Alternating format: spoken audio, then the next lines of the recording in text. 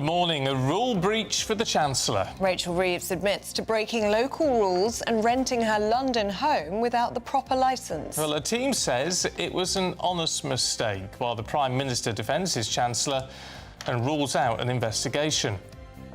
Well, it comes as the Chancellor eyes up a 2p rise in income tax. Now it's London and Edinburgh Poppy Day today, where volunteers and veterans collect donations at train stations from 7 till 7. The Prince Andrew scandal deepens as Parliament's spending watchdog raises value for money concerns over Royal Lodge. Exactly 1 year on from the last budget, we'll be talking to farmers and industry leaders about what impact Rachel Reeves has had in the last year. As it's revealed that 17% of those aged 25 to 34 are turning away from the traditional turkey and all the trimmings this Christmas in favour of mixing things up with curry or even pizza.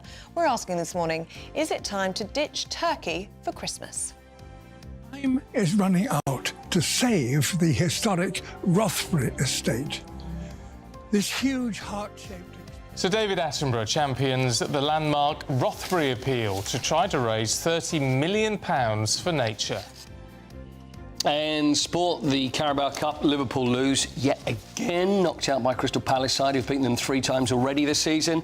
Even though Chelsea scored 4, they survive a scare at Wolves, and the F1 driver challenging the result of a race from 17 years ago. It's a beautiful start out there this morning, but I'm afraid it's not going to last. We're going to see much more unsettled weather returning through the rest of today and indeed the next few days. More details in the forecast coming up soon. It's just gone 6 o'clock. I'm Stephen Dixon. I'm Ellie Costello and this is GB News Breakfast.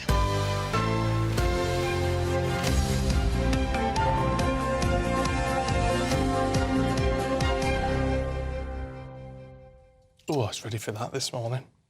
Really The enjoying it? first drink of the morning. Really? Yeah, is this the first one already? Yeah. You didn't have the coffee at home? No, a bit of a rush this morning. Oh. Well, enjoy your Anyway, tea. That's I couldn't nice. start the day without a cup of tea or a coffee. I know. It's made I'm a bit throaty now just thinking about that. Oh, no. I can't talk to anyone unless I've had at least 2 coffees in the morning. What about dinner, food, Christmas dinner? And ditching turkey. Yeah, apparently. please. Millennials don't want turkey. Usually it's Gen Z, isn't it, that we complain about, but it's millennials. Millennials That's this me. time. Do you want to That's me. say what the difference is? Because I'm sure, I'm sort of like, what? I don't even know what Gen Z are under 24, aren't they? No, under 27. Oh, right. Probably a good job I asked. Over 27s to, I don't know where the upper threshold is, but that's dunno. millennial. So the millennial is around, obviously, the... Your 30s, 40s, Right, I fine. think. Don't know what I am. You're a boomer. I'm not a boomer. I'm not a boomer. He's no what's the one in boomer. the middle? I don't know. Probably Generation X. Is it Think of Billy Generation Idol. X? What is that? Gen X. Is it Gen X? I don't know. Apparently now... I was born in 91, so that would make me Gen X. The kids now, being born now, are a Generation Alpha, I believe. Have they? Alpha? Yeah, that's the... Anyway, really? We're getting away from the point, which Sorry. is that millennials don't want to eat How do the turkey alphas for feel about it, though, Christmas. Ellie? How do the alphas feel about it? That's what I want to know. They prefer a curry or a takeaway. Yeah, but it's only 17% of them, which is what I don't get. It's That's not a hardly large any. proportion. It's still a lot of A people. large proportion. Christmas dinner is fantastic, but I would say I do prefer beef.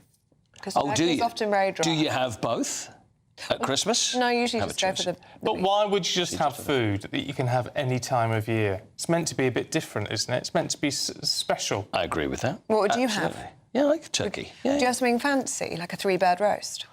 No. The thing is, mate, sometimes a little turkey and a little beef. A little both. Oh, that's nice. Maybe. Yourself, yeah. But I don't think it's a fancy, but what's the extra? I don't know whether they get any extra.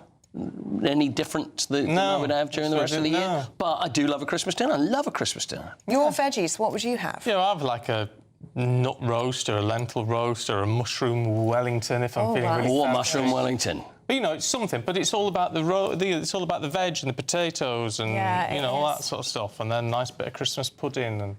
So they have log. so the curry ones. The generation, what are they? X's or V's No, or they're what are they? millennials. I get They're very the lost. millennials. So you millennials that will have the curry, is that it's not a vegetarian I thing? don't associate with those people. I don't. You don't. Are you stepping away? Are you? I step away. You should start your own group, I don't claim them as part of my Generation gang. Ellie, instead of Generation. We are a Generation X. Yes, by the way. we are. Okay, I like that. That's people born between 65 and 80. Right, that's me. Absolutely. We follow baby boomers and precede millennials. Right, OK. But we're often described as resourceful, independent and adaptable, having come of age during a period of rapid technological advancement and social change. You know what? That's exactly what I was going to say. Do you know you are resourceful, independent and adaptable, both of you? Oh, well, thank you very much. Very good. Generation X, you see. Very good. Anyway, let us know what you think of that one. Do you want Like you and your millennials. I know. I'm not part of that gang. I know you're not. TVNews.com/, you'll say. At least I'm not Gen Z. Could be worse. Yes. Now, the Chancellor, Rachel Reeves, has admitted breaking local housing rules, and that's by renting out her London home without actually getting a licence, which she needed to do, apparently. Well, the property in Southwark was let for around £3,200 a month after she moved into Downing Street following Labour's election win. Spokesperson says it was just a mistake made through a letting agency and that she has since applied for the licence. But it all comes as the Chancellor is reportedly considering a 2p income tax rise. Let's talk to former political advisor Charlie Rowley, who's here in the studio. Look, partly I've got a little bit of sympathy in that. I mean, I never knew you needed, in various parts of the world, of the country, you needed a licence to rent out a property. However, she should have known, shouldn't she? Yeah, I mean, in this particular part of Southwark, this part of her ward, you need a licence. In other parts of the country, in other councils, you don't need a licence. So you can be, I suppose, on that front, forgiven for not knowing. However, this is not an ordinary member of the public that's just renting out her home for a bit of extra income if she's moved, if you've moved to for work purposes, maybe somewhere else in the country. This is the chance of the Exchequer. This is the woman who's running a department, who's throwing out briefings left, right and centre, talking about raising taxes, particularly on properties, whose cabinet colleague she was so sad to lose, she claimed, only but a couple of months ago, Angela Rayner, who had to resign over not paying taxes because of property which had been investigated as early as last year when it came to Angela Rayner's capital gains tax and her council tax and housing arrangements. So you would have thought alarm bells will be ringing to say, if we're renting out our own family home, maybe we should make sure that we're doing everything we can. There is a question over, because it's managed through a letting agency. When you go to a letting agency and say, look, I've got a property, I want you to manage it, I want you to let it out, they would have said, they must have known, surely, in that particular part of the ward. Well, if they didn't know, they want fining. Well, you would either be incensed as the Chancellor to say, we didn't know, we weren't told through this lettings agency, and therefore we're actually going to find another one, or you just, well, as she has done, written to the Prime Minister to say, very sorry, I've corrected it. We only found this out through the investigation of a local newspaper. So it's survivable, obviously. She's just got a letter back from the Prime Minister to say, don't worry, effectively, an apology is enough and carry on. But again, to the public, when they're hearing about scandal after scandal, about one rule for the people in Parliament and government and one rule for the rest of us, it's another headache on the growing list of headaches that the government seem to be having. But you think it's survivable because the Tories are saying a full investigation needs to be launched for, the things that you were raising there, that why wasn't this lettings agency telling her that she would have to get this special licence? Does she need to share those communications with the letting agency in order to clear her name in this sense? They're saying that if she has broken the law, she needs to be sacked because you can't float these potentially punishing tax hikes on family homes and then be breaking housing law at the same time. Well, that's the conundrum. And look, you could be fined up to £30,000 if you're a landlord renting out your property and you don't follow the proper requirements. I think Southwark Council have said, where people haven't applied for the specific licence because it's in a specific area. They give landlords about 10 days to sort of rectify it. If not, if they don't do that, then obviously that's when it becomes slightly more punishment. This has been rented out since September last year. Well, and... so it's been more than 10 days. Many more than 10 days. And so it is a sticky position. There's no doubt about it. But, the ethics advisor has been swiftly contacted. He's replied swiftly. I think the reply came out, or certainly was broadcast about 11:30 last night. So clearly Number 10 wanted to nip this one in the bud before it rumbled on. So she's written to the Prime Minister. The Prime Minister has replied. The ethics advisor, Sir Laurie Magnus, has said no further action is needed. And that should be, well, for Number 10, the end of the matter. What about this? I mean, she hasn't got enough problems. She's getting hammered. It's being reported in the papers this morning, in the Telegraph at least, that she's looking at raising the basic rate of income tax by 2p. Now, this is problematic because it breaks a manifesto promise. But on the other hand, it does spread the burden out amongst everyone rather than just going for these wealth taxes, which a lot of people say aren't sustainable. Well, we will not raise income tax, national insurance or VAT. Those were the three pledges that were consistently rolled out day after day during the general election that none of your listeners or viewers would have forgotten. And last year at the budget, which I think is a year today... It is. The Chancellor decided to put up national insurance contributions, one of those major three pledges broken. It looks almost certain now that at the next budget, coming round the corner on the 26th of November, the Chancellor will again stand up at that dispatch box and break another clear as day manifesto pledge to increase yes, but income what's tax. the question would be, what's the alternative? Well, the alternative would have been, right at the start of coming into office, not talking down the economy, not increasing taxes right at the first hurdle, such as breaking that pledge on national insurance contributions, not choking off growth, where the OBR has had to consistently now downcast its forecasts, where inflation has remained stubborn, hasn't come down any further, so it hasn't helped the burden of working people again who they said they were never going to tax, and yet you're now going to increase income tax. That is the very definition of taxing working people. This is a complete muddle. This is a complete lack of strategy by any chancellor, it seems to me, in modern history. At least, under the last coalition government, they had to bring in austerity, but there was a sentiment that it was broadened out by everybody. There was something for everybody. We were all in this together. Whether you believe that or not, it kind of felt that way. This is just saying one thing and doing the complete opposite. Do you think the Chancellor regrets boxing herself into a corner like this with those three pledges? Because there was no need to. I mean, they were going to win the election anyway, weren't they? That was clear about 6 months out.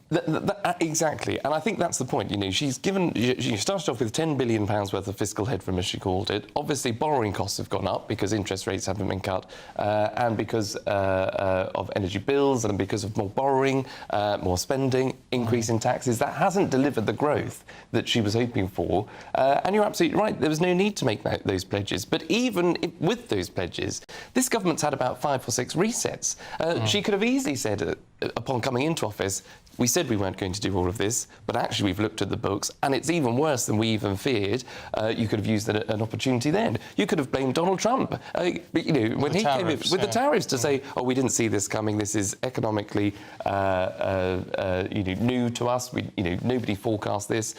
This isn't something you see every day. Therefore, we have to act in a way, in desperate times, desperate measures. There was multiple opportunities if they needed to raise more money, which most people thought they would have had to anyway, but consistently telling the public one thing, which is they're not going to tax working people, they're not going to raise national insurance contributions, income tax or VAT, and then to have the brass neck to go and do it. And also to blame other people. But what I can't help but wonder with this is, can they get the budget through? Because we hear the budget, this is what's going to happen, and we presume it has to be voted on, doesn't it? It will, right? It will do. Right. Yeah. And they've got a whole load of backbenchers who don't seem to like the front bench very much and are much more to the left. Now, if there's 2p on income tax, will we see a massive rebellion? Well, this is probably why it's been briefed relatively early on, because it now gives the Chancellor and her Treasury team a lot of time to work on those backbench MPs, and I think they're going to be under a lot of pressure. This is the same parliamentary party, the Labour Party, that blocked the welfare cuts. £5 billion, that's all we were talking about. £5 billion of a welfare budget, I think most people accept, is actually ballooned and is unsustainable. We're now talking about raising £35 billion for a black hole, as some would argue, of the Chancellor's own making, talking down the economy and raising those taxes, not getting that growth, etc., etc. So now she's having to go to ask for 2p in income tax increases on working people. That is going to be hard for backbench Labour MPs on the doorstep who are going to have to go canvassing, no doubt, over Christmas. And in the run-up to Christmas, being taxed is not a pretty place to be in. So this is a real headache. But what's she going to do about spending cuts? Because, I mean, the Tories today, and we'll talk to Mel Stride later in the programme, the Shadow Chancellor, I mean, they're claiming that they can save £47 billion in spending cuts, rather than in fact, with that, reduce taxes. Well, I look forward to that interview later to see how he sets that out. Is that a viable option? I think what isn't viable are politicians and political parties making such big sweeping statements if it's uncosted and unaffordable. I'm sure Mel Stride, he's a businessman, he's done those figures. We'll have to see what he says. But it is the case that public spending cuts have to come in. There's no doubt about that, particularly on the welfare budget, for example. There were huge increases in pay, for example, towards the NHS at the last budget. But you need to see reform within the NHS, not just throwing money at it. But also, you know, we've got too many people, I think, that are on out-of-work benefits. There's too much money, obviously, going on to the asylum claims, including £500, you might have noticed, that was spent on... Hadrish Kvatis departure, yes, exactly. So where is the money going? That's what many people will be asking. It's working people's taxes that are going on all of these things, and that's why I think the Chancellor is going to be waking up to a few, well, apart from her own housing rental issues, a few more headlines when it comes to the budget in the days to come. All right, Charlie, thank you very much indeed. Thank you. Now let's get a check on the weather with Aidan McGibbon.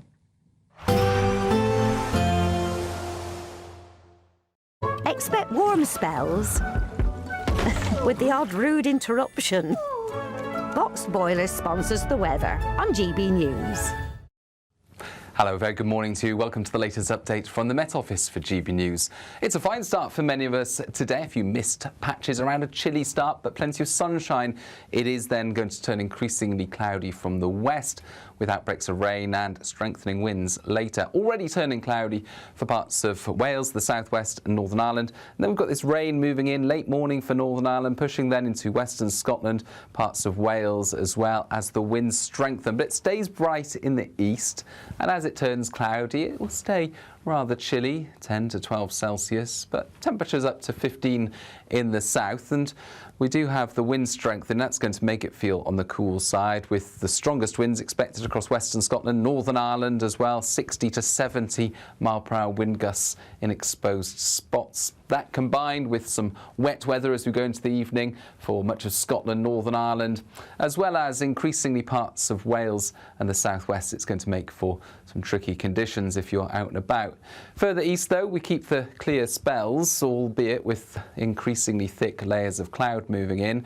And then this active band of rain moves west to east, predominantly during the evening across western parts, slowing down and becoming a little more fragmented as it clears eastern areas during the early hours, pushing into Orkney and Shetland by dawn on Friday. Replaced by clear spells, blustery winds, so that will keep the temperatures at 8 to 13 Celsius typically, but also some frequent showers moving in. Initially, the showers will be across western and southern parts of the UK, but showers could develop just about anywhere on Friday, and there'll be some really quite lively downpours, thunder and lightning, hail, and very gusty winds around some of the livelier showers, particularly for central and southern parts of the UK. In between, some sunny spells, but it's going to remain blustery through the day. A little bit warmer, however, 17 Celsius in the south. Expect warm spells with the odd rude interruption. Boxed Boiler sponsors the weather on GB News. Nearly 19 minutes past 6, and it's time now for the Daily Reflection.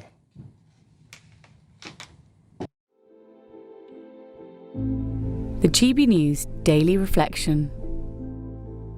Hi, I'm Mark, and I'm a vicar in the Church of England in Middlesbrough. When it comes to picking players for sports teams in school, I was always fairly low down that list. Actually, I was pretty much guaranteed last. But to be honest, that was a reasonable decision. You want to pick people who are going to strengthen your team. Supposedly that's what good managers do. They identify where the team is weak, and they find someone who's got the talent, skill and experience to fill that gap.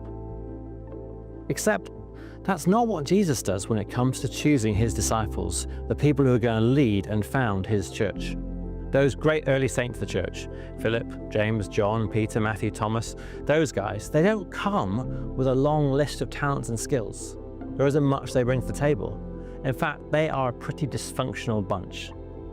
But Jesus calls them to follow him, and when they respond and come to know him, he makes them into the people they need to be.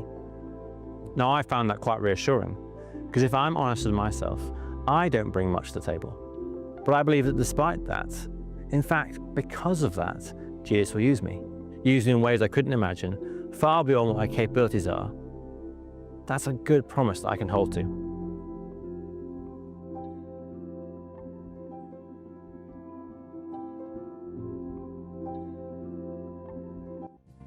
Right, still to come for you. MPs are demanding answers over Prince Andrew and his royal residence. We'll bring you all the details next.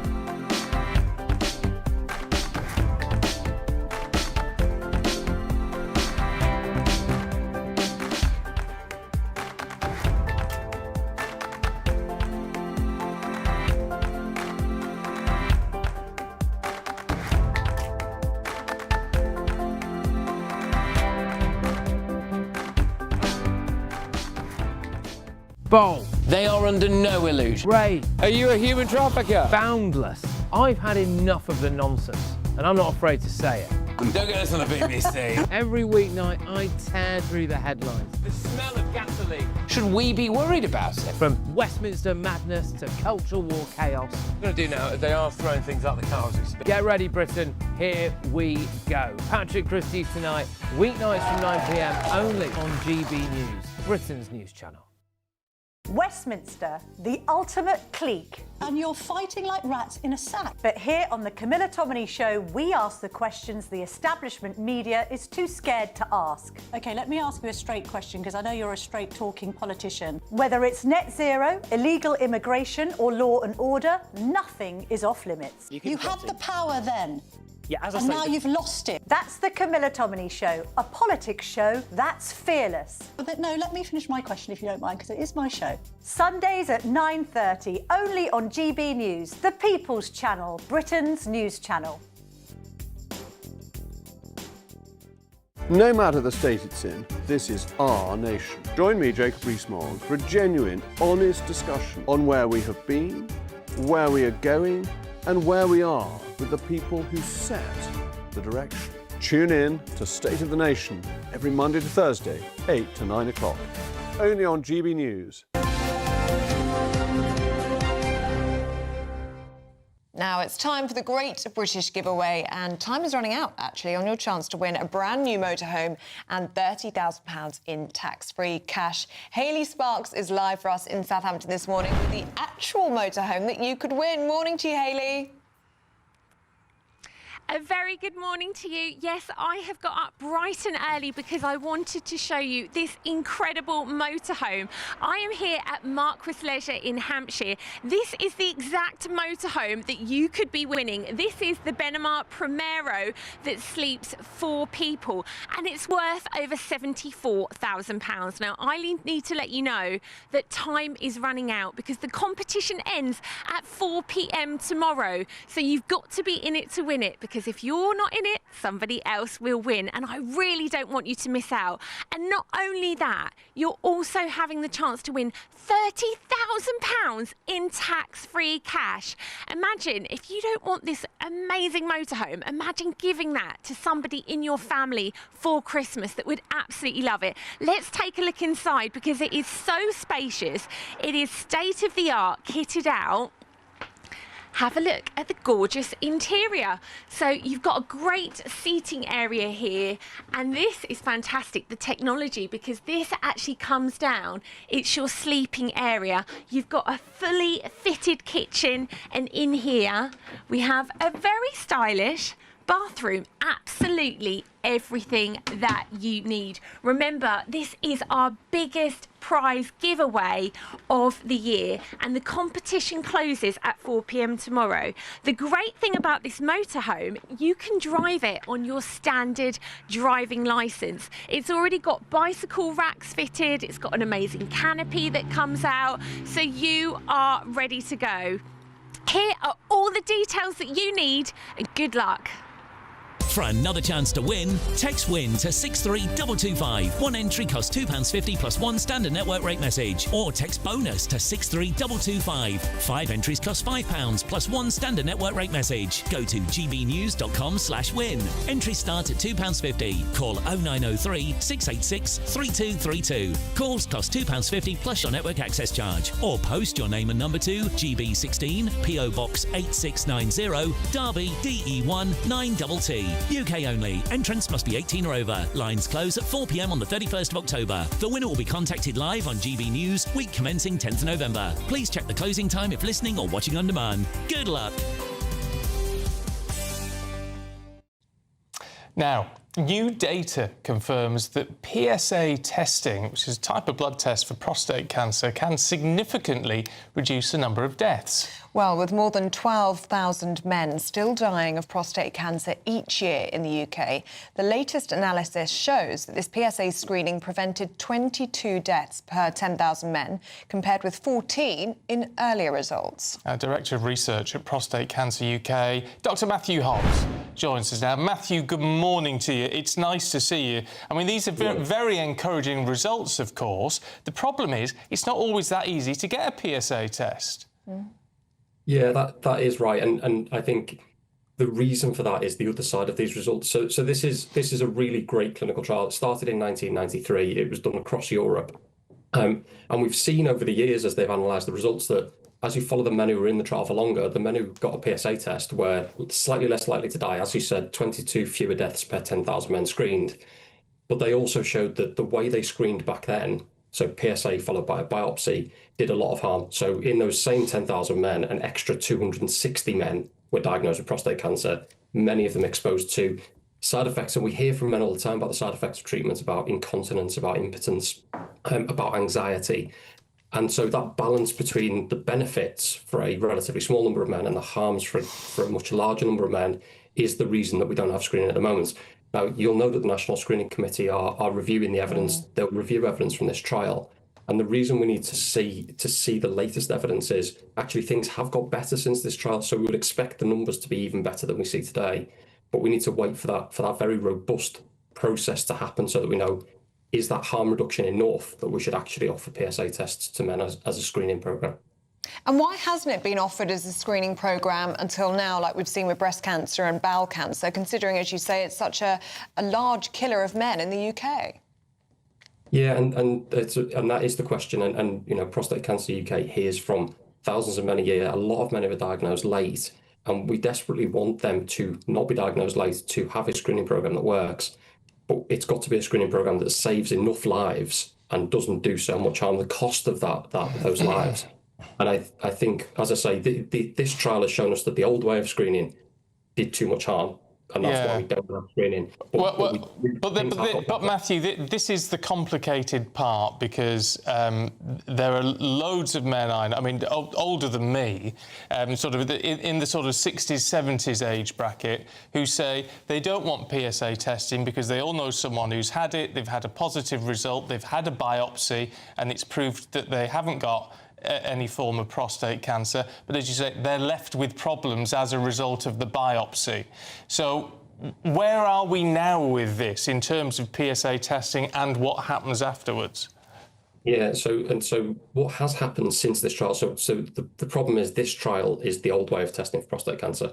What's happened since is now, rather than having a PSA test, and if your PSA is raised, you go straight for a biopsy, because of some research that happened in the UK, some of which Prostate Cancer UK funded. In the UK, now you have a PSA test. If it's raised, you have an MRI scan. So doctors can look at the prostate and get a better idea of, is that PSA raised for a reason that is linked to prostate cancer potentially or not. So far fewer men are being biopsied.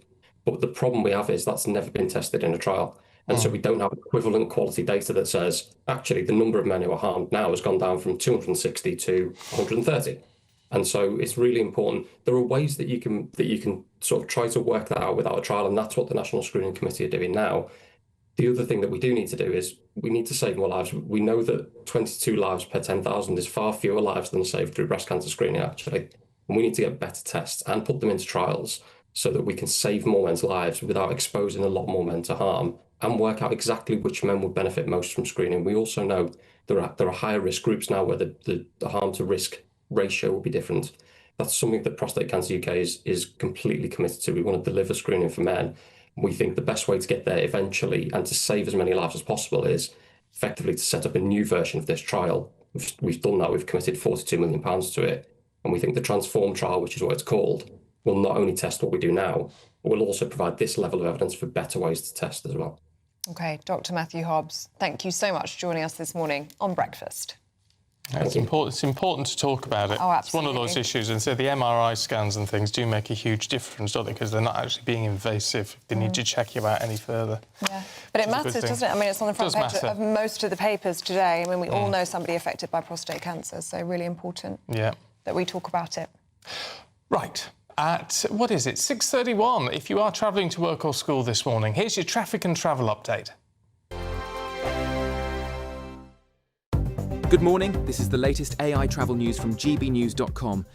Motorists on the M90 should be aware of restrictions in both directions between junctions 8 and 9 due to essential roadworks. Drive cautiously and allow additional time for your journey. Additionally, the M48 imposes a 7.5-tonne weight restriction for heavy goods vehicles until further notice. In Hampshire, there's a road traffic collision on the M27 eastbound entry slip at junction 11 with all lanes currently closed. Normal traffic is anticipated to resume by 7:15 this morning, and on the trains, disruptions continue on the Gatwick Express between Clapham Junction and Selhurst, alongside Greater Anglia's services between London Liverpool Street and Cheshunt. For more travel news, go to gbnews.com.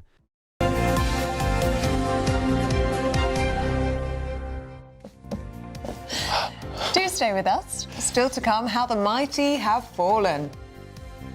Liverpool are out of the Carabao Cup as Crystal Palace thrash them 3-0. We're going to have all the details in Paul Coit next.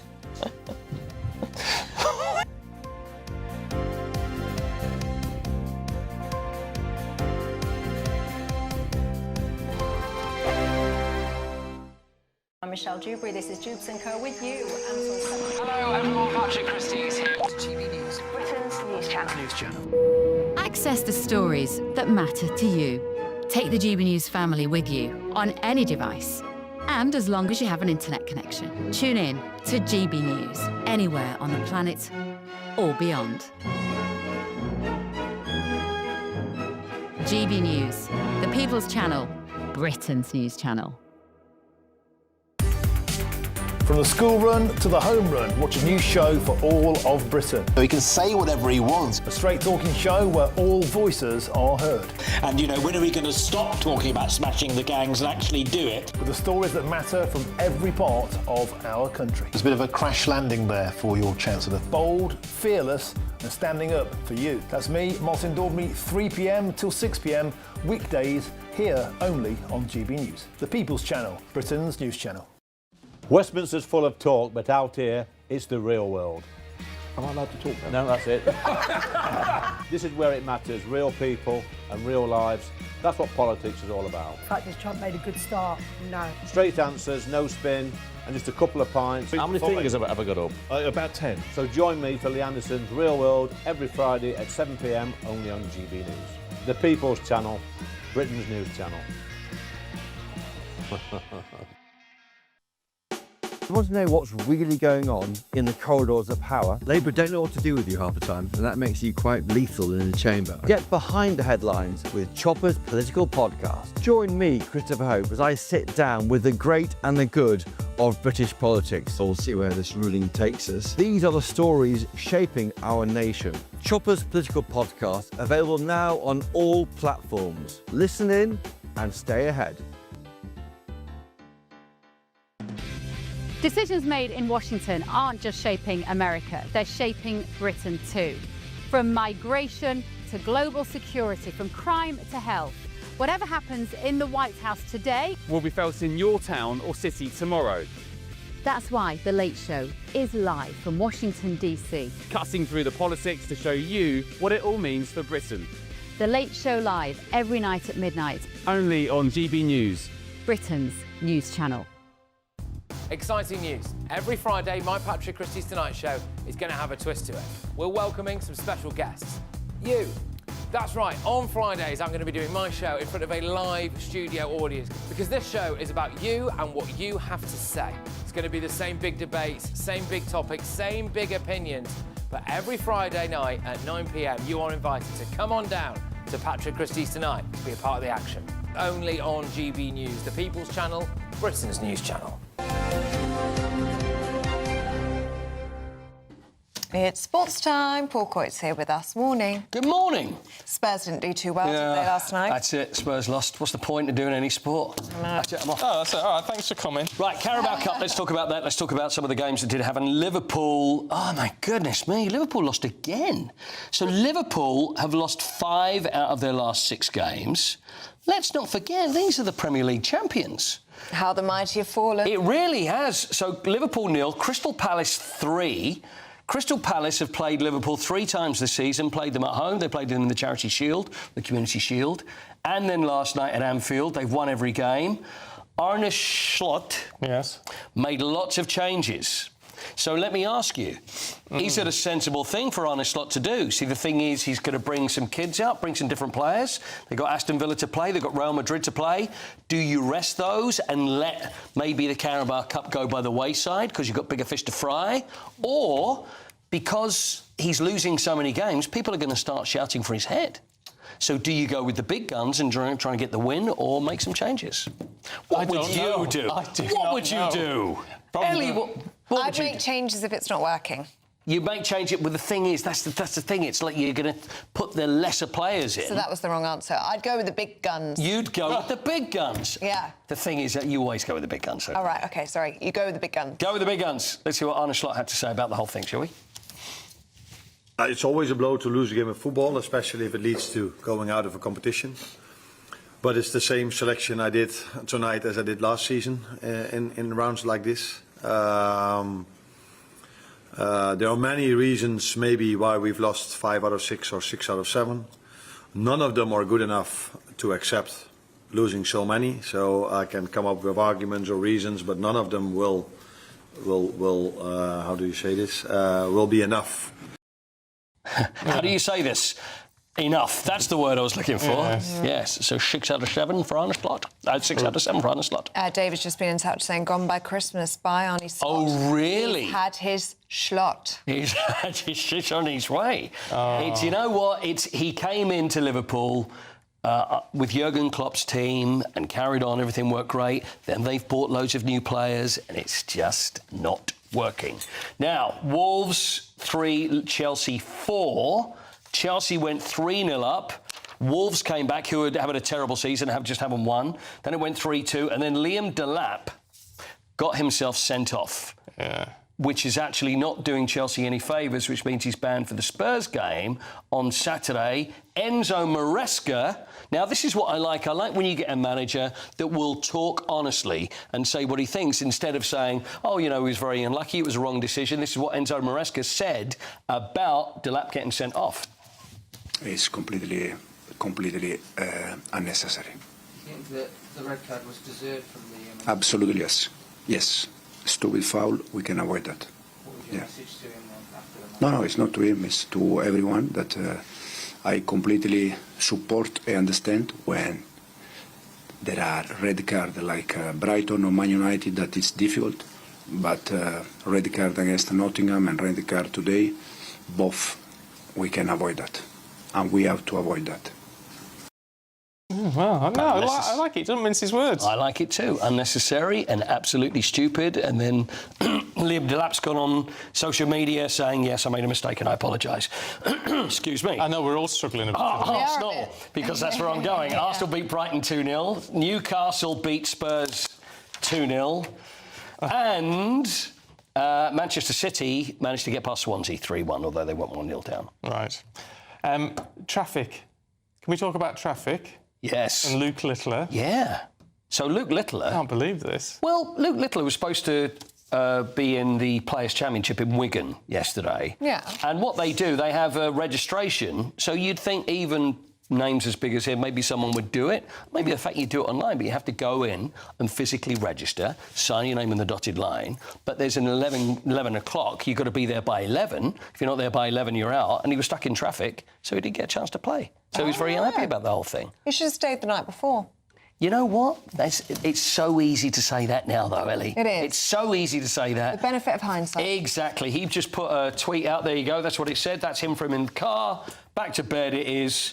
Wonder who they're going to call up. Well, they called up a chap called Charlie Manby, who is the one that took his place. Right. Now, finally, Winter Olympics. So we got time, little Winter Olympics. We had Eddie the Eagle on yesterday. He was fabulous. So how many days, really, Ellie, until the Winter Olympics now? 99. 99. Let's have a look at just to get us in the mood for the Winter Olympics. Ooh. Look at this. Cortina. The beautiful Cortina. Oh, by the way, I feel like I'm doing the voiceover on the Eurovision Song Contest. Yeah, and they talk about the places. Postcards, There we are. And it's there's someone skating. And there's some skating. It's talent, you see. That's what it is. Lots of spinny business. It's energy. In fact, you could be describing the show. Oh, no, you couldn't. It's creativity, it says. No, so that's not the case. It's... What is it now? Funny-looking mascots. It's celebration.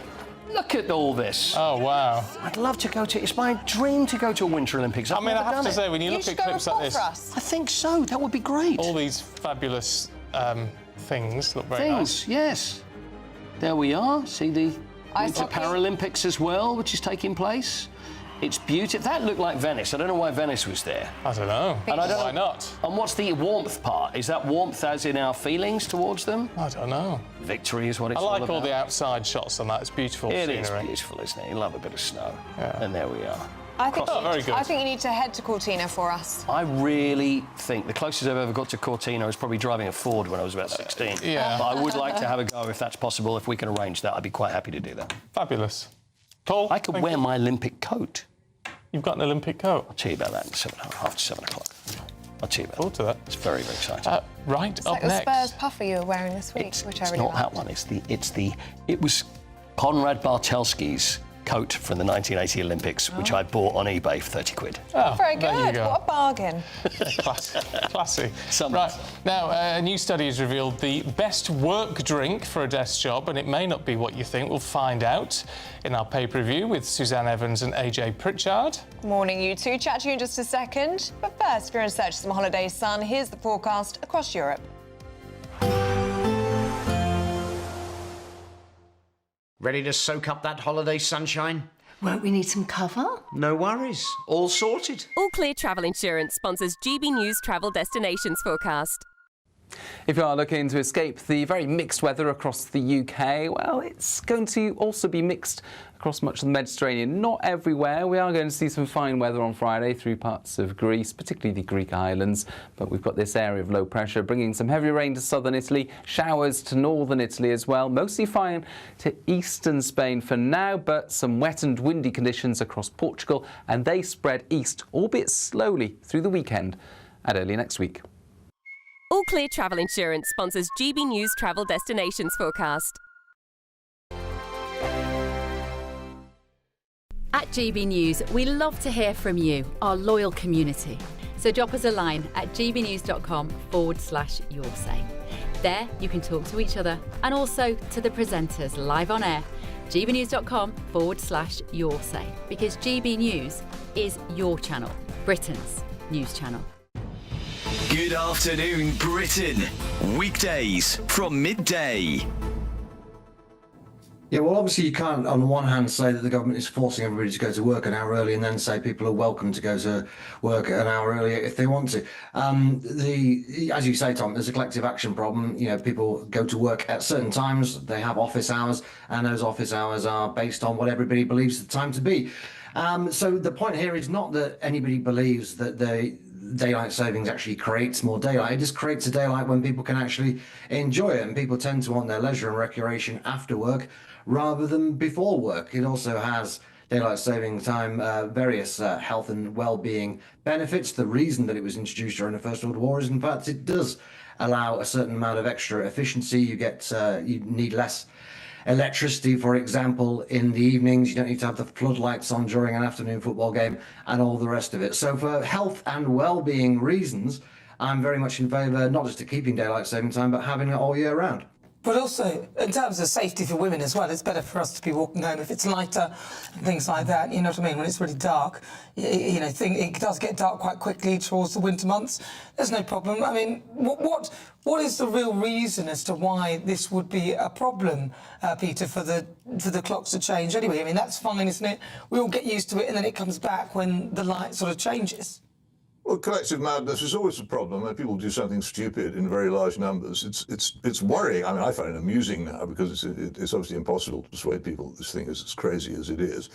You say things like, it's better for women to be able to walk down the street when it's light. Well, no doubt it is, but the street will remain as light or as dark as it would have been before, whether you fiddle with the clocks or whether you don't. GB News, the People's Channel.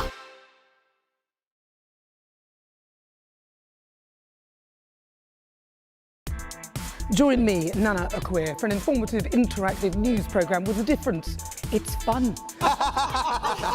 No, you didn't say that, Dave. I'm so surprised. I think there's an element of truth to that. Join me from 3 p.m. every weekend, only on GB News, Britain's news channel. In the GB Newsroom, we bring you the news as it happens. With our team of dedicated journalists across the UK, we're ready to keep you up to date with what's happening every half an hour, every single day. Bulletins here on GB News, the People's Channel, Britain's news channel.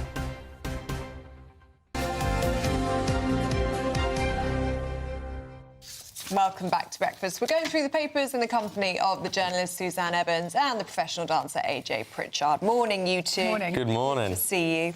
Suzanne, let's start with you, shall we? On the front page of the Telegraph this morning, the Chancellor is eyeing up a 2p income tax raid. So this is the news that's worrying everybody. I think the economy seems to have almost ground to a halt as people are terrified about what Rachel Reeves is going to unleash in her budget next month. This is the latest theory that she's going to put a 2% increase on income tax, therefore, of course, breaking one of Labour's key manifesto pledges not to raise income tax, VAT or national insurance. But there are also lots of other rumours swimming around too, that she might obviously put up fuel duty again, that there'll be more taxes on so-called sin taxes, things like alcohol. There's a threat of a mansion tax, this idea that if you own a property worth more than £2 million, which is very common in London, that you're going to have to pay 1% levy on that every month, which is really going to hammer elderly people in particular who might live in a big house but haven't got the disposable income to be able to pay such a tax. They're talking about reducing tax breaks on pensions, that company directors will be charged more, and another tax on rental income. So it's all very, very gloomy. Really, really gloomy. Everyone is terrified what she's going to come up with. VAT on private healthcare, that's another one. What I think is certain is that they'll freeze the personal tax allowances. so that's effectively a tax hike if you're. But they're frozen anyway, aren't they? They're frozen anyway, I think, till about until 2028. 27, 28, yes. It's gloomy, very, very gloomy. We also don't know, of course, how big that black hole's going to be. Is it 20 billion? Is it 30 billion? Is it 50 billion? We don't know. We just don't know. Just consistency would be nice, to be able to plan something. I was reading something that was on about, well, it didn't know if it'd be national insurance hiking and VAT and then chaos. Yeah. Scary. Yeah, this is true. Nobody knows. There's so much uncertainty. We will find out before too long, though, but I don't think that's going to cheer us up any. Meanwhile, the Chancellor, AJ, has broken some housing rules. Yes, renting out the property without a licence. I think what's really hard here is actually if you do rent a property out through a letting agency, like the first thing you do, like they love to send emails, and there was multiple emails, I'm sure, that it is, OK, do you need a selective licence for this area? And each area does it slightly different. And I think the one thing is here is kind of like how this has fallen through the gaps is kind of hard if you are doing it through a letting agency. And again, like the selective licences, it makes it harder, again, these things for the actual tenant. I think that's the one thing. Most people that have a property, it's like, OK, now I've got to add a selective licence. It's about where it's been hit. Yes. She should have known. She should have known. But at the end of the day, this is, again, more pain towards people that are in the properties. Yes, I know Rachel Reeves, like, it should have been done. Simple. I think a couple of things I want to say about this. She actually lobbied Leeds City Council to introduce this selective licensing policy in 2023. So she absolutely knew about this.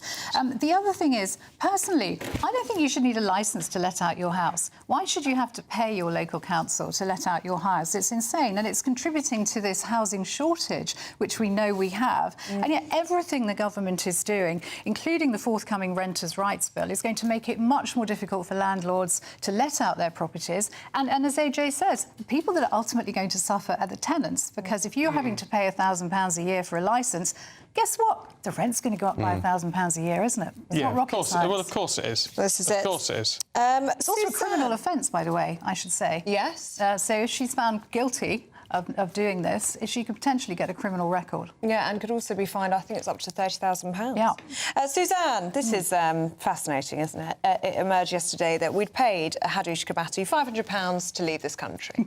Do you know what? I don't care.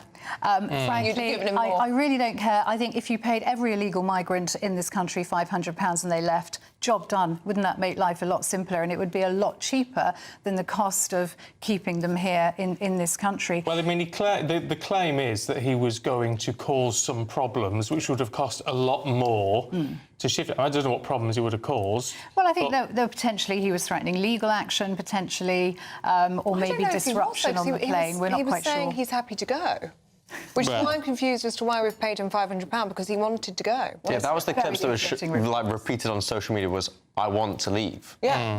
So I don't which know is even more confusing. I think the other thing that strikes me quite hard about this story is how easy it was to deport him. We're continually being told that it's very difficult to deport illegal migrants, and yet here we are, this guy is let out of prison through no fault of his own, tries to get back in, effectively does the right thing, and then suddenly, right, that's it, he's out, he's going to be deported, and off he goes. Yeah, so why does it take so long in other cases? It was already in place and he had a criminal conviction. That helps. And also he was willing to go. And he was willing to go. So that must play into it somehow. But I totally get your point. Why is it so problematic? But if he was willing to go and it was going to be difficult, why is Shabina Mahmood, the Home Secretary, saying she pulled every lever to get him deported? This story doesn't add up. No, We're constantly told it is difficult to deport people, even if they are foreign criminals and have a conviction and a deportation order. And yet suddenly, this one, overnight, he's out and gone. I think the one thing is, like, say a normal person sat at home, you would like to, as if something goes wrong in your life, in your business, you have a case study, you understand where the problem is, how to stop the problem and the solution to that problem. Whereas in this scenario, it feels like we get given certain bits of information, and then really, like, wouldn't we just like to understand from start to end how the processes happen, so therefore we can learn from this case study and move forward with it, and it'll help us in the future. And I think the problem is the case studies that keep arising, nobody's learning from it. Nobody's understanding. If case 1 happens, we do this. Case 2 happens, we do this. It seems to be every case is like, oh, we start from the beginning again. That's the upsetting thing. I think from somebody just sat at home watching the stories. Yeah. Well, I think you're probably right, but also, I mean, I wonder how much, and it's the dreaded legal system. It's the lawyers that get involved in every single case as well, and quite what they're throwing into the mix.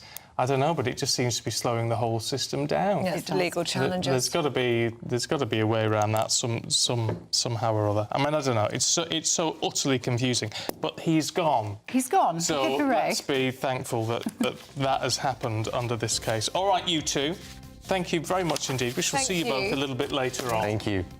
Yeah, let us know what you think of any of the stories that we've been talking about this morning. gbnews.com/yoursay. Should we get a check on the weather? I think we should. It might be a bit cold, though, if you're heading out today.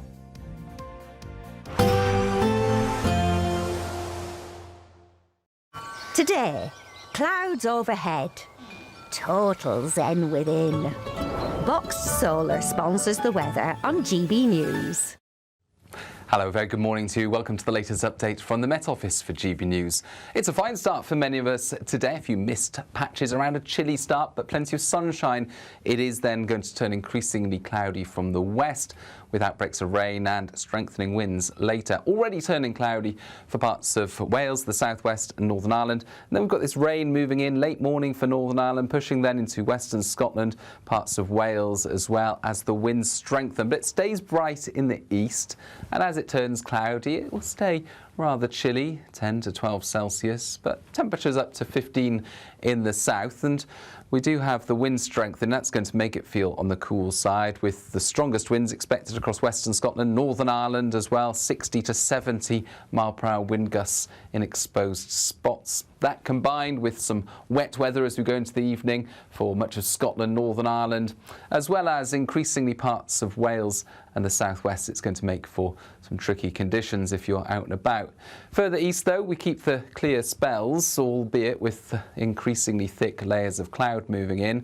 And then this active band of rain moves west to east, predominantly during the evening across western parts, slowing down and becoming a little more fragmented as it clears eastern areas during the early hours, pushing into Orkney and Shetland by dawn on Friday. Replaced by clear spells, blustery winds, so that will keep the temperatures at 8 to 13 Celsius typically, but also some frequent showers moving in. Initially, the showers will be across western and southern parts of the UK, but showers could develop just about anywhere on Friday, and there'll be some really quite lively downpours, thunder and lightning, hail, and very gusty winds around some of the livelier showers, particularly for central and southern parts of the UK. In between, some sunny spells, but it's going to remain blustery through the day. A little bit warmer, however, 17 Celsius in the south.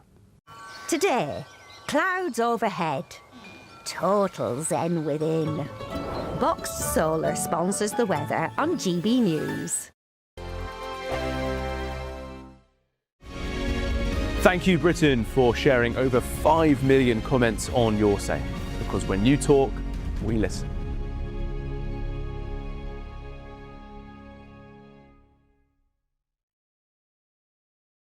Good morning, this is the latest AI travel news from gbnews.com.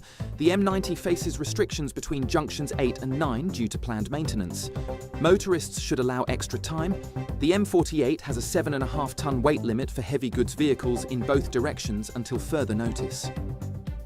On the M25 anti-clockwise in Hertfordshire, an incident resulted in one-lane closure between junctions 21 and 20, causing delays. On the M27 eastbound in Hampshire, all lanes are closed at junction 11 due to a collision. And on the trains, there are disruptions on the Gatwick Express between Clapham Junction and Selhurst and Greater Anglia, between London Liverpool Street and Cheshunt. For more travel news, go to gbnews.com. It's the final week to see how you can become our biggest winner this year. First, you could be driving away with this brand new Benamar Primera motorhome. This luxury vehicle comfortably sleeps 4, has its own fitted kitchen and bathroom areas, and comes complete with fitted awning and bicycle rack. And that's not all, as we'll also give you a whopping £30,000 in tax-free cash to spend however you like. For another chance to win, text WIN to 63225. One entry costs £2.50 plus one standard network rate message. Or text BONUS to 63225. 5 entries cost £5 plus one standard network rate message. Go to gbnews.com/win. Entries start at £2.50. Call 0903 686 3232. Calls cost £2.50 plus your network access charge. Or post your name and number to GB16 PO Box 8690 Derby DE1 9TT. UK only. Entrance must be 18 or over. Lines close at 4 p.m. on the 31st of October. Please check the closing time if listening or watching on demand. Britain was once the envy of the world.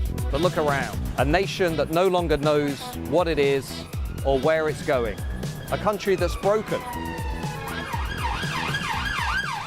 How do we fix Britain? How do we bring it back? Friday night with Matt Goodwin at 8 p.m. only on GB News. No matter the state it's in, this is our nation. Join me, Jacob Rees-Mogg, for a genuine, honest discussion on where we have been, where we are going, and where we are with the people who set the direction. Tune in to State of the Nation every Monday to Thursday, 8 to 9 o'clock. Only on GB News. Britain deserves a newsroom that puts the facts and your voice first. Well, and that's what you get on GB News. Lively debates, lively conversation. And we're not afraid to hold power to account. And each other. So join me, Andrew Pierce. And me, Miriam Gates, for Britain's Newsroom, weekdays from 9:30 on GB News.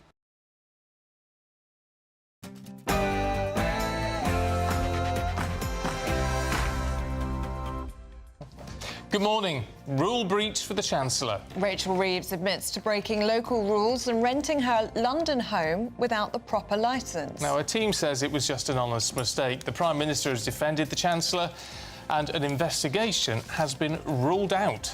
Well, it comes as the Chancellor eyes up a 2p rise in income tax. Now, it's London and Edinburgh Poppy Day today, where volunteers and veterans collect donations at train stations from 7 till 7.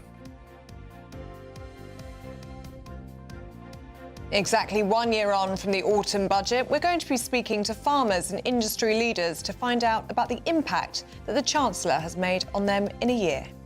President Trump orders the immediate testing of the US nuclear arsenal just hours after Russia announced its testing of a nuclear-capable underwater drone.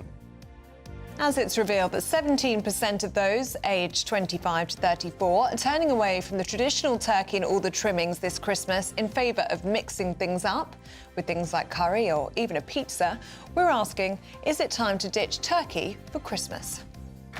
Time is running out to save the historic Rothbury estate. This huge heart-shaped... So David Attenborough champions the landmark Rothbury appeal. They're trying to raise £30 million for nature. And in sport, well, with the Carabao Cup, Liverpool lose again, knocked out by Crystal Palace side, who've beaten them 3 times already this season. Even though Chelsea scored 4, they survived the scare at Wolves by winning 4-3, and the Formula One driver challenging the result of a race from 17 years ago. It's a beautiful start out there this morning, but I'm afraid it's not going to last. We're going to see much more unsettled weather returning through the rest of today and indeed the next few days. More details in the forecast coming up soon. It's just gone 7 o'clock. I'm Stephen Dixon. I'm Ellie Costello, and this is GB News Breakfast.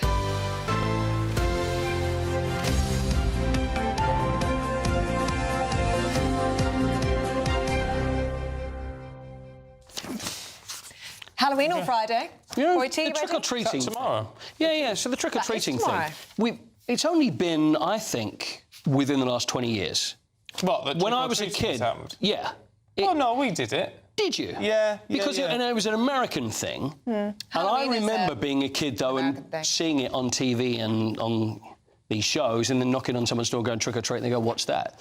And you say, well, because the whole idea, isn't it, is that it's not just a treat. The trick part is that if you actually say, no, I'm not interested, then they, set fire to your house or kill your dog or something. So that's supposed to be, well, you know, that's the trick. But really, it's just treat. Are you sure about that? See, I think, isn't that what happens? Maybe that's the extreme version. I thought you were meant to provide a trick or a prank bank or something. No. come See, there on. you go. It's good job we're discussing this now. Oh, so I thought the treat would be if you give them sweets, and then the trick would be if you give them like an OXO cube or something. Oh, I thought it was like trick or treat, and they go, OK, pick a card. Any card. Yeah, that's what I thought. Oh. No. I I remember. all wrong. Not that many years ago, and we were out on the Halloween, and because obviously no one was answering the door. And by the time we came back, the house was covered in eggs. There you go. That's the trick. Throwing eggs all over the house. That's so bad. That's awful, isn't it? Yeah. I mean, we never did. I mean, we just went around the village doing it. I mean, it was never anything much. I mean, it was like 5 minutes. Yeah. And you just got a sweet off each neighbour or something. Not many people open the doors, though. Did you find that? No, not back then. I mean, it was a tiny village. I mean, I think the rules are now, Ellie, because then having small children and doing it and going around, is that if the house is decorated, it's fair game. Yeah. That means if you've got a lantern out. Yeah, but I do remember being quite upset when there was one that wouldn't open the door and I could see someone hide about. I thought, I'm not giving up. So this is not me. This is with the kids there. I'm thinking, they're small children, for goodness sake, answer the door. And but that's the whole. Then they just come up with the treats. But then you get the older kids that will also go around. So if you leave your stuff on the doorstep and then just take a handful, that's not on. No, you can't leave it out.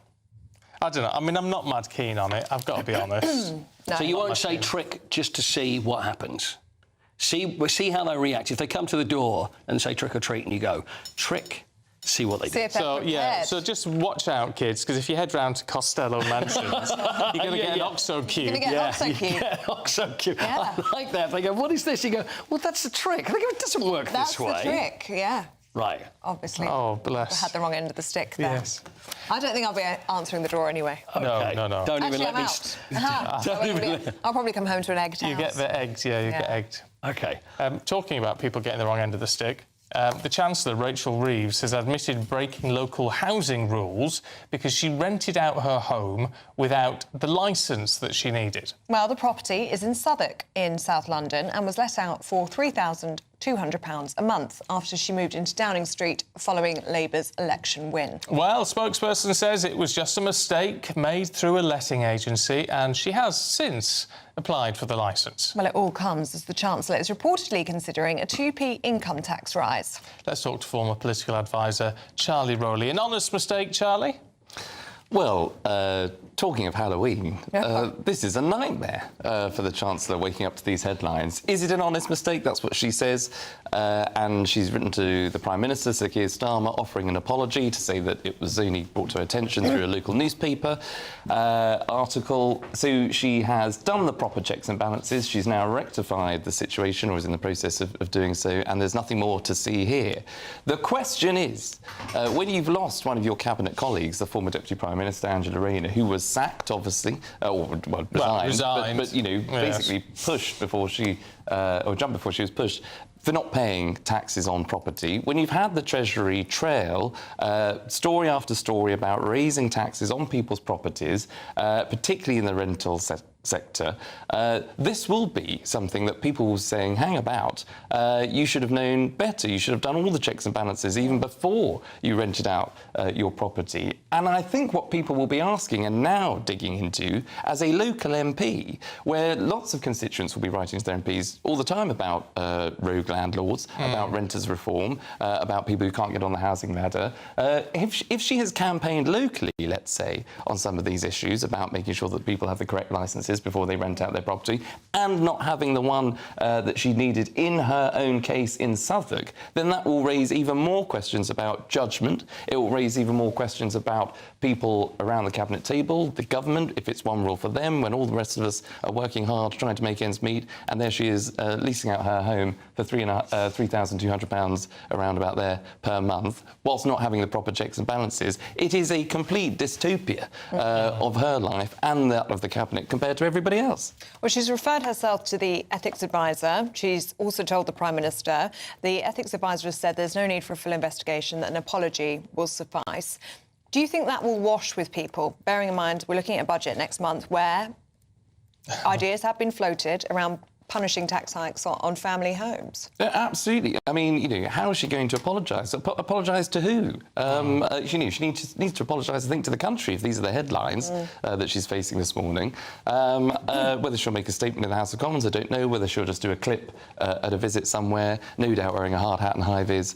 going for growth, looking for growth, but the only thing that seems to be growing is the long list of scandals that this government seems to be Well, embroiled. that's the problem with this. You know as well as I do, Charlie, that in other times, something like this, well, a sort of slap on the wrist and an apology wouldn't suffice. You just go, and you would go, well, it's been an honest mistake, didn't mean to do it, we're going to sort it all out.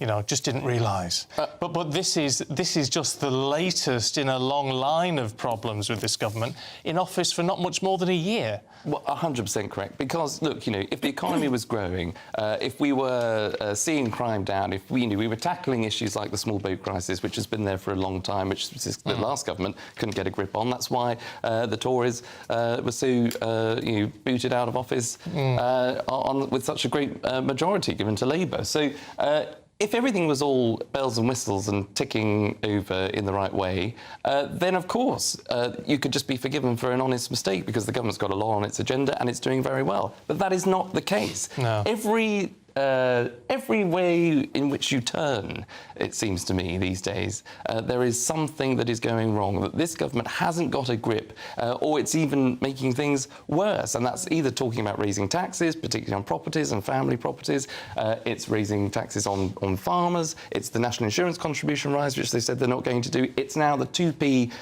or not 2p, that is the question, as to how high it's going to be at the budget. Again, breaking a promise, a fundamental promise and pledge that people voted for. You know, we hear all the time about the Labour, from Labour that they say that this country voted for change, as if the whole country invested in the Labour Party and the Labour Party's project for government. Now they're in there on the back of claiming and stating repeatedly they're not going to raise income tax. She's now going to do that. That will be massive reputational damage, I think, for the government, particularly when they'd had opportunity to do so in the past. How likely do you think that is to happen, that they break their manifesto pledges when it comes to those promises? Do you know what? Anything is possible. It seems to be, it's been so well briefed out, and I've heard this rumbling for some time, that that's something that she's going to have to do because she's backed herself into a corner. She hasn't got the fiscal headroom. She needs to fill the 35 billion, up to 50 billion black hole. We're not sure because of various forecasts. I thought she filled the black hole last year. Well, with the once-in-a-parliament budget. Exactly. And the idea that that will be repeated time and time again. She stood up at the dispatch box this time last year and said, I'm only doing this once. I'm raising taxes once.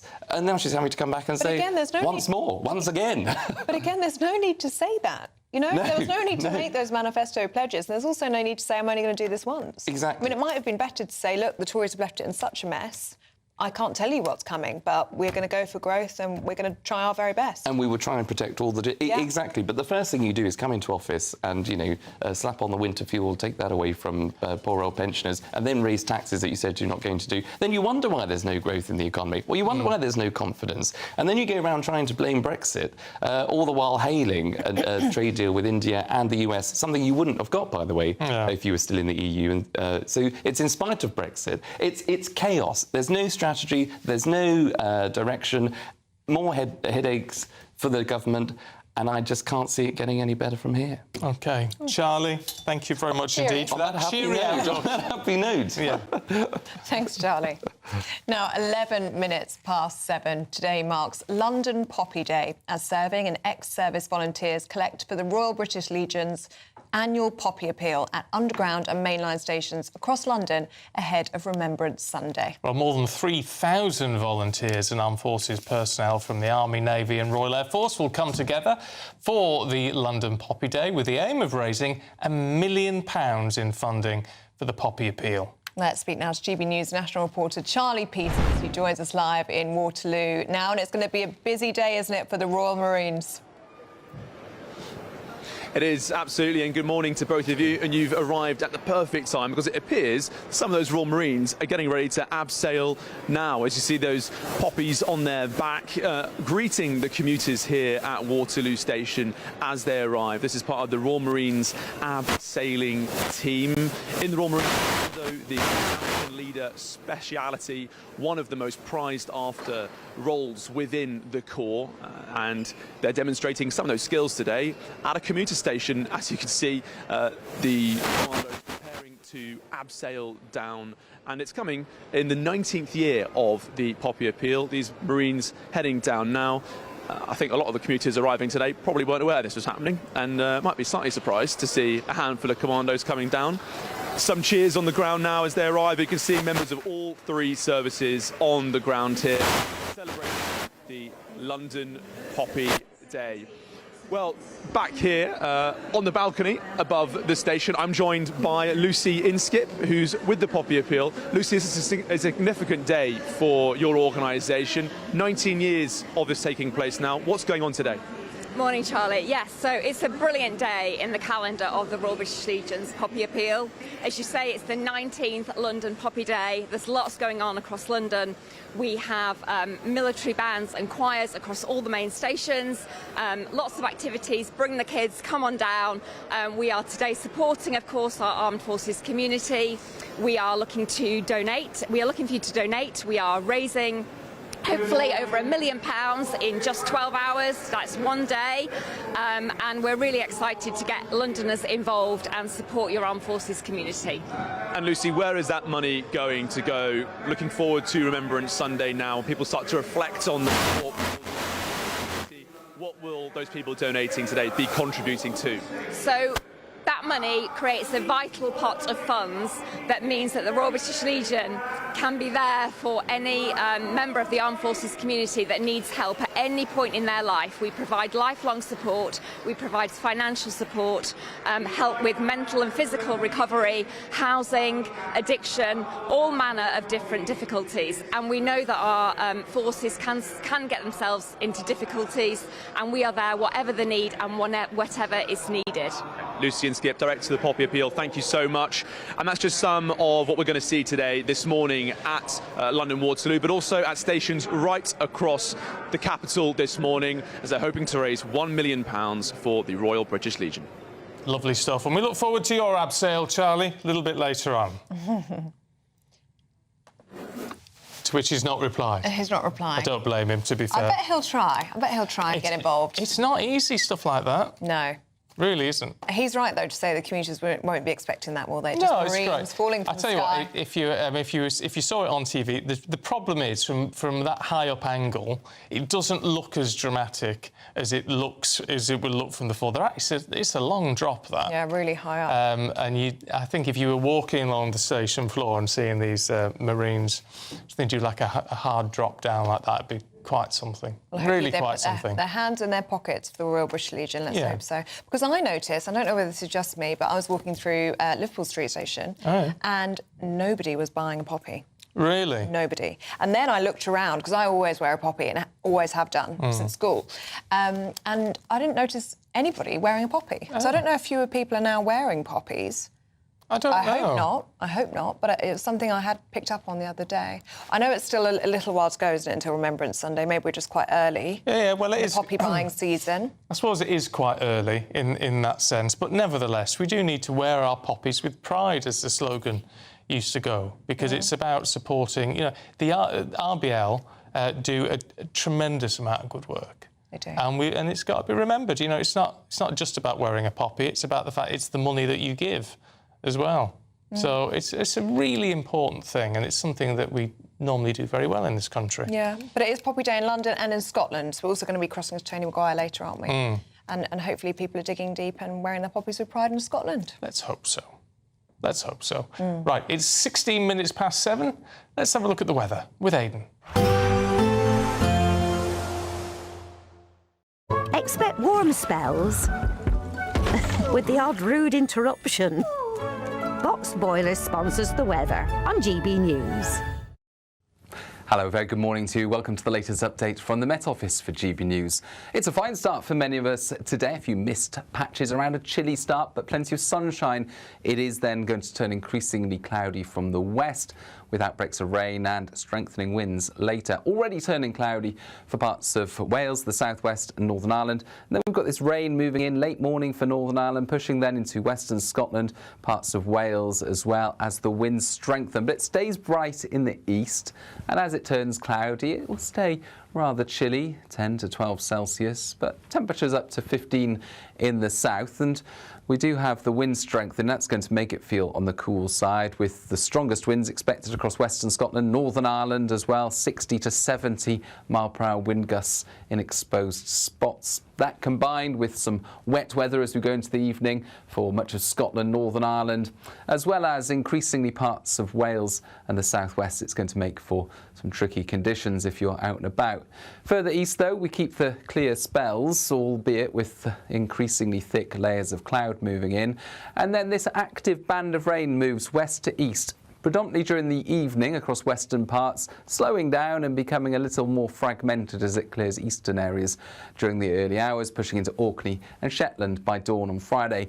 Replaced by clear spells, blustery winds, so that will keep the temperatures at 8 to 13 Celsius typically, but also some frequent showers moving in. Initially, the showers will be across western and southern parts of the UK, but showers could develop just about anywhere on Friday, and there'll be some really quite lively downpours, thunder and lightning, hail, and very gusty winds around some of the livelier showers, particularly for central and southern parts of the UK. In between, some sunny spells, but it's going to remain blustery through the day. A little bit warmer, however, 17 Celsius in the south.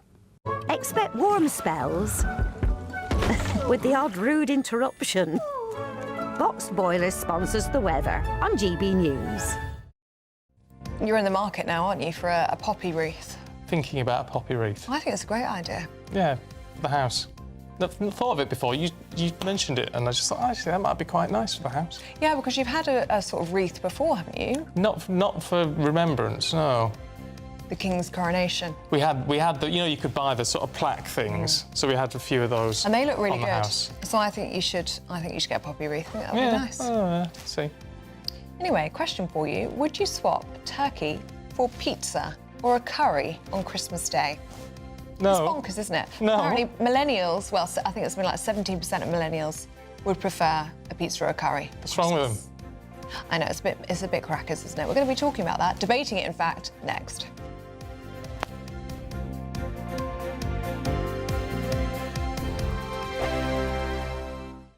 Bowl. They are under no illusion. Ray. Are you a human trafficker? Boundless. I've had enough of the nonsense, and I'm not afraid to say it. Don't get this on the BBC. Every weeknight, I tear through the headlines. The smell of gasoline. Should we be worried about it? From Westminster madness to cultural war chaos. What I'm going to do now is they are throwing things out the cars as we speak. Get ready, Britain. Here we go. Patrick Christie's tonight, weeknights from 9 p.m, only on GB News, Britain's news channel. Hi, I'm Michelle Dewberry, and my show is your opportunity to cut through all the noise and dive in headfirst to some robust debates. Ideas clash. Situation, No, isn't it? no, Because the failure is... You're deliberately avoiding my point. Nothing's held back. And if you think this is the end of it, wait for more. And we do not shy away from the difficult stuff. Sometimes I want to shake people and say, if only you understood. So join me on Dubes & Co. weeknights at 6 p.m, only on GB News, Britain's news channel. Decisions made in Washington aren't just shaping America, they're shaping Britain too. From migration to global security, from crime to health. Whatever happens in the White House today will be felt in your town or city tomorrow. That's why The Late Show is live from Washington, D.C. Cutting through the politics to show you what it all means for Britain. The Late Show live every night at midnight. Only on GB News, Britain's news channel. From the school run to the home run, watch a new show for all of Britain. So he can say whatever he wants. A straight-talking show where all voices are heard. And, you know, when are we going to stop talking about smashing the gangs and actually do it? With the stories that matter from every part of our country. There's a bit of a crash landing there for your Chancellor. Bold, fearless and standing up for you. That's me, Martin Daubney, 3 p.m. till 6 p.m, weekdays, here only on GB News. The People's Channel, Britain's news channel. Britain was once the envy of the world. But look around. A nation that no longer knows what it is or where it's going. A country that's broken. How do we fix Britain? How do we bring it back? Friday night with Matt Goodwin at 8 p.m, only on GB News. No matter the state it's in, this is our nation. Join me, Jacob Rees-Mogg, for a genuine, honest discussion on where we have been, where we are going, and where we are with the people who set the direction. Tune in to State of the Nation every Monday to Thursday, 8 to 9 o'clock. Only on GB News. Britain deserves a newsroom that puts the facts and your voice first. Well, and that's what you get on GB News. Lively debates, lively conversation. And we're not afraid to hold power to account. And each other. So join me, Andrew Pearce. And me, Miriam Gates, for Britain's Newsroom, weekdays from 9:30 on GB News.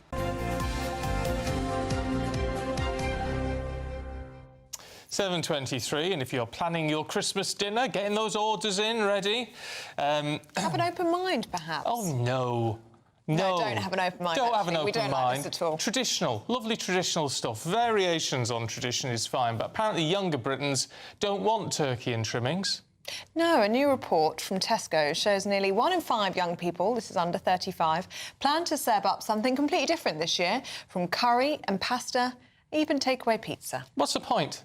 What is the point? Well, they Christmas obviously Day. are shunning turkey. Yeah, most of us will still be cooking turkey, apparently. I mean, I think it's mad, and I don't even eat turkey, because I'm veggie. But nevertheless, but apparently the festive feast is evolving. So we're asking now, is it time to ditch the turkey dinner? Well, we're joined now by journalist Sophie Corcoran and pub landlord of the Dog at Wingham, Mark Bridgen. Very good morning to you both. Sophie, let's start with you, shall we? Because you post an annual picture of your Christmas dinner every single year and it goes viral. And why is that, Sophie? Because I always have a curry for Christmas dinner. I don't like roast dinner, so I have a curry. And you have a curry with sides of? Oh, see, this is where people get angry. I don't think they're necessarily mad about the curry. I think it's because it's the toast that winds people up. I tend to have a curry with chips and toast. When I go for a normal curry, I don't. But my Christmas curry, I do like a nice bit of toast and some chips with my curry. Mark, what do you make of this? Blimey. He's speechless. Blimey. You know what? I think the most important thing is that you're sat with other people around a dining table and you're having a traditional meal as a family. That's ultimately, for me, the most important thing. People coming together, you know, to celebrate Christmas as a family. And then the second most important thing is that it's a traditional roast with turkey and all the trimmings. Yeah, I mean, I think, Sophie, you're a slightly different case, aren't you? Yeah. In the sense that if you really don't like a roast, then you've got to have something different. But I mean, a lot of these millennials seem to be saying, well, it's not that we don't like a roast, we just don't want a roast. Yeah, I mean, to be fair, I don't like roast because I think roast potatoes are weird and the concept of roast potatoes kind of throw me off. But if you're a Gen Z or a millennial, I mean, who can afford to pay between £25 and 40 quid for a turkey? I'm going to be honest, I don't know that many Gen Zers or people my age that can afford to just spend 40 quid on a bit of a tasteless bird for Christmas. There are better ways to be spending your money at Christmas time. You can still have some good food, a nice curry, a nice pizza, and as long as you're with, you know, good people in your family, that's all that matters. I don't think there's any sort of shame in saying, you know what, the cost of the food shop is going up so much. I can't, you know, I'm not going to put myself in a financial situation and spend 40 quid on a turkey. I mean, it's a bit ludicrous, isn't it, spend that much money on a tasteless bird? So, Sophie, where would you get your curry from on Christmas Day? Would the whole family eat the curry, or is it just you? No, it's just me. The rest of my family are somewhat normal. They do like a roast dinner. I just like curry, and it's from Tesco. I love a Tesco's curry. It has to specifically be from Tesco's as well. But yeah, I love curry. I eat it pretty much all the time. But no, my family are normal, and they have a roast. I just refuse to eat it because potatoes are weird. So what do we do, Mark, with... yeah, apart from that, potatoes are weird, which upsets me immensely, Mark. I think we're upsetting Mark. But what do we do to make a Christmas dinner that, perhaps a little bit different, a little bit more exciting? Well, I think the key thing is that we're here to talk about the traditional turkey roast lunch, and it's all the trimmings that make it exciting. You know, and there's a lot of tables out there that won't just have turkey on it. There'll be turkey and ham, and but I know some people that will cook 3 or 4 different meats. And obviously, the joy of having turkey is that you can then make a turkey curry for Boxing Day and the subsequent days. So you know you should be having days of curry after your turkey lunch. I think for the masses, it's still hugely popular. You know, through the festive period at the Dog, we will have hundreds of people having Christmas parties, and most of them will order our turkey lunch or dinner. And then Christmas Day, we could sell it probably 3 or 4 times. The demand for people to go out for the traditional turkey roast is still massive. But hey, look, if you don't like a roast lunch, then why force yourself to have it on the, you know, probably one of the most important meals of the day in terms of bringing family together? So yeah. What about Sophie's point, Mark, about cost and spending £30–40 on turkey? That is simply too expensive for lots of people. Yeah, I'll never be able to defend or debate that. You know, I know more than anyone the challenges around food inflation, and yeah, a good turkey has become a huge cost. So, you know, I know there's the concern around the cost, and if you just don't like it, you don't like it. But I still think where people can afford the tradition, the joy of coming together, sharing a big turkey roast meal it's a brilliant Christmas tradition. But yeah, the food inflation, that's something we've talked about a number of times, isn't it? You know, it's crippling our business and it's crippling people at homes. I suppose the key thing to look at is if you know what you're doing with it, a good turkey will feed the family for many days. It's not just one meal. But yeah, the costs of everything are getting out of hand, and yeah, we've debated that many times. But for those that can, you know, I think the most important thing is to come around the table as a family, you know, prepare the meal, whatever it is, prepare it together, eat it together, and have a fabulous Christmas. And if it's turkey roast, even better. Well, look, however you enjoy your Christmas dinner, good luck to both of you. I don't think there's much preparation in popping a curry in the microwave, but at least it's quick, Sophie. At least it's quick. Good to see you both. Thank you very much indeed. Thank you. I do have to say, in terms of food inflation, all that, Stephen Williams has been in touch. Says you get a £9 turkey from Farm Foods or a £12 Tesco turkey, and it's a meal for 4. There's ways of doing it. I mean, I don't know. I don't buy them, but I don't know. I don't know how much. Yeah, you can do it on a budget. It doesn't have to be turkey, though, does it? It's just it's the idea of the roast and. Yeah, and it is the trimmings. It is the trimmings, and I love roast potatoes. That's the first time I've ever heard anyone say that roast potatoes are weird. Yes. Yeah, that's my favourite bit. It is the best bit. And the veggies. I actually love the veggies. The veggies, yeah. It's the best bit. Angela makes a point, though, that it is a lot of work, the Christmas dinner. But always well worth it, she says. Always well worth it. And we can all agree, can't we, it's the sitting together that counts. Yeah. And Sophie and Mark said that, didn't they? Yeah, so there you go. There you go. Each to their own. Each to their own. Yeah. Anyway, look, if you're worried about food inflation, what about this? The Great British Giveaway, because not only do you win, if you are lucky enough to win, this incredible new motorhome, but you get 30 grand in tax-free cash as well. Well, Hayley Sparks is live in Southampton this morning with the actual motorhome that you could win. Morning to you, Hayley.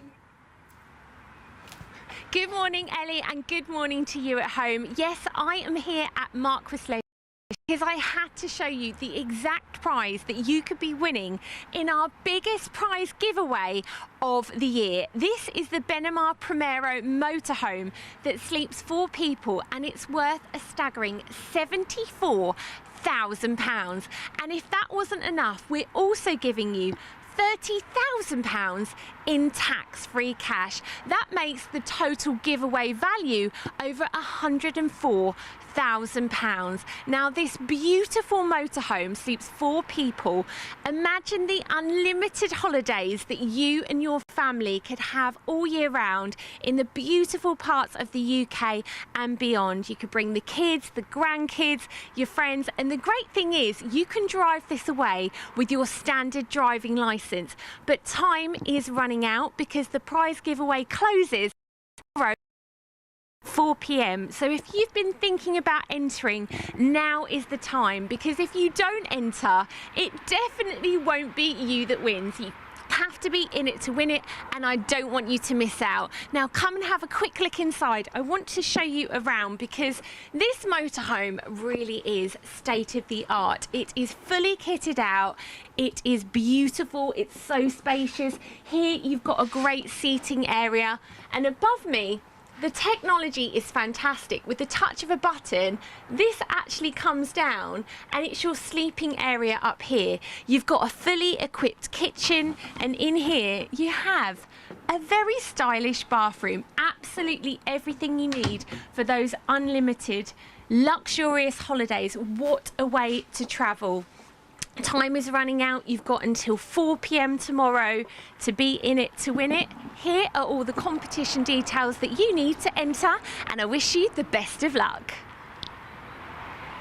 For another chance to win, text WIN to 63225. One entry costs £2.50 plus one standard network rate message. Or text BONUS to 63225. 5 entries cost £5 plus one standard network rate message. Go to gbnews.com/win. Entries start at £2.50. Call 0903 686 3232. Calls cost £2.50 plus your network access charge. Or post your name and number to GB16 PO Box 8690 Derby DE1 9TT. UK only. Entrants must be 18 or over. Lines close at 4 p.m. on the 31st of October. The winner will be contacted live on GB News, week commencing 10th November. Please check the closing time if listening or watching on demand. Good luck. Yes, good luck. Now, do stay with us. We've got the sport next and how the mighty have fallen. Liverpool lose again. Paul Coyte's got all the details next.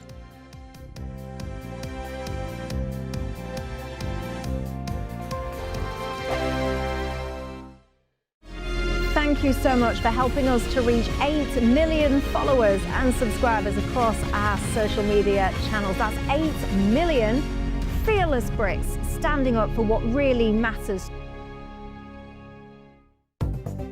Good morning, this is the latest AI travel news from gbnews.com. Expect delays on the M6 in Cheshire East due to a broken down vehicle near Knutsford Services. On Northamptonshire's A14 westbound, one lane is closed between Junction 1 at Welford and the M1 Catthorpe interchange after an earlier collision. Hertfordshire commuters should be cautious on the M1 southbound, where a traffic incident has closed a lane between junctions 9 and 8. The M90 has ongoing roadworks between junctions 8 and 9. And on the trains, the Gatwick Express is not running between London Victoria and Brighton, and Greater Anglia services face disruption between London Liverpool Street and Cheshunt. For more travel news, go to gbnews.com to GB. Westminster, the ultimate clique. And you're fighting like rats in a sack. But here on the Camilla Tominey Show, we ask the questions the establishment media is too scared to ask. OK, let me ask you a straight question, because I know you're a straight-talking politician. Whether it's net zero, illegal immigration or law and order, nothing is off-limits. You had the power then. Yeah, as I and now you've lost it. That's the Camilla Tominey Show, a politics show that's fearless. But no, let me finish my question if you don't mind, because it is my show. Sundays at 9:30, only on GB News, the People's Channel, Britain's news channel. Hi, I'm Michelle Dewberry, and my show is your opportunity to cut through all the noise and dive in headfirst to some robust debates. Ideas clash. Situation, No, isn't it? no, Because the failure is you're deliberately avoiding my point. Nothing's held back, And if you think this is the end of it, wait for more. and we do not shy away from the difficult stuff. Sometimes I want to shake people and say, if only you understood. So join me on Jubes and Kerr weeknights at 6 p.m. only on GB News, Britain's news channel. Britain deserves a newsroom that puts the facts and your voice first. Well, and that's what you get on GB News. Lively debates, lively conversation. And we're not afraid to hold power to account. And each other. So join me, Andrew Pierce. And me, Miriam Gates, for Britain's Newsroom, weekdays from 9:30 on GB News. From the school run to the home run, watch a new show for all of Britain. He can say whatever he wants. A straight-talking show where all voices are heard. And, you know, when are we going to stop talking about smashing the gangs and actually do it? With the stories that matter from every part of our country. There's a bit of a crash landing there for your Chancellor. Bold, fearless and standing up for you. That's me, Martin Daubney, 3 p.m. till 6 p.m, weekdays, here only on GB News. The People's Channel, Britain's news channel.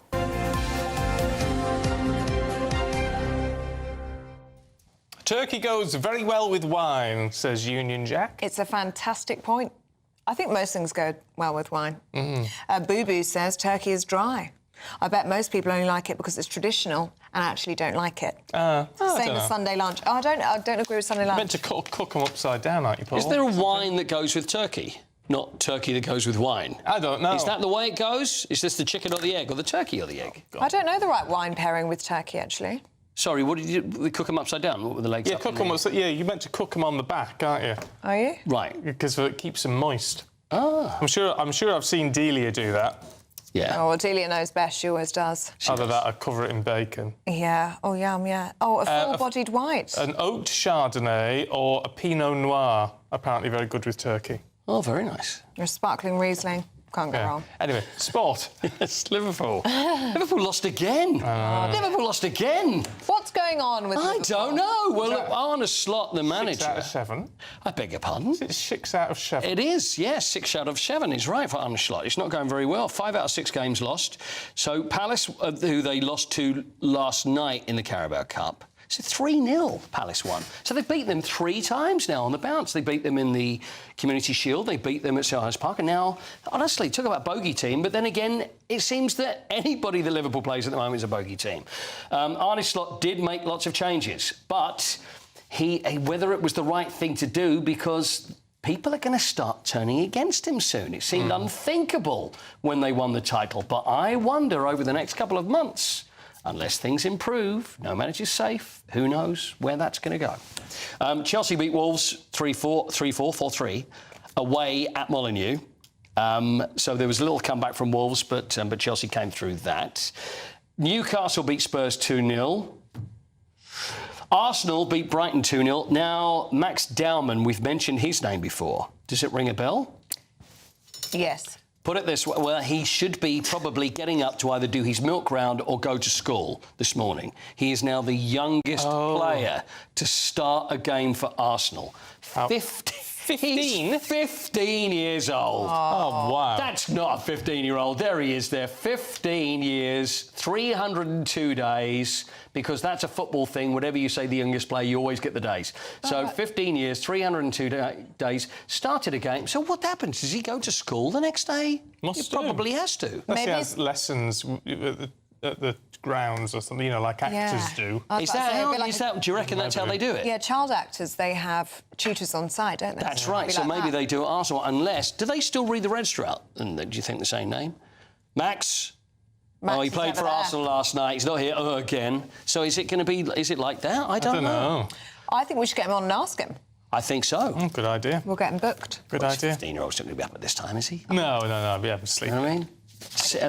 Do you know what? We'd probably need his parents' permission to talk to him. Yeah, in fact, we would, because he's a child. He's a child. He's a minor. He's playing for... I mean, the thing is... Footballer, don't he?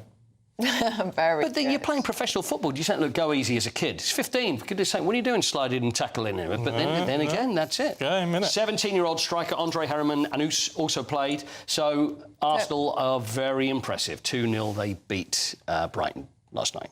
Can we talk about a bit of F1? Because I'm fascinated by this case. This is Felipe really Massa. bizarre. Yeah. Now, it was Felipe Massa is suing F1 and Bernie Ecclestone, who was the boss there at the time, saying that he should have won the 2008 championship, which he lost to Lewis Hamilton by 1 point. Now, he's suing that. It's over this thing called the crash. They call it the Crashgate scandal in 2008. Now, it's the Singapore Grand Prix. Basically, Nelson Piquet Jr. crashed into Massa as he was leading, and Fernando Alonso went on to win the race. Now, Fernando Alonso was Piquet Jr.'s teammate.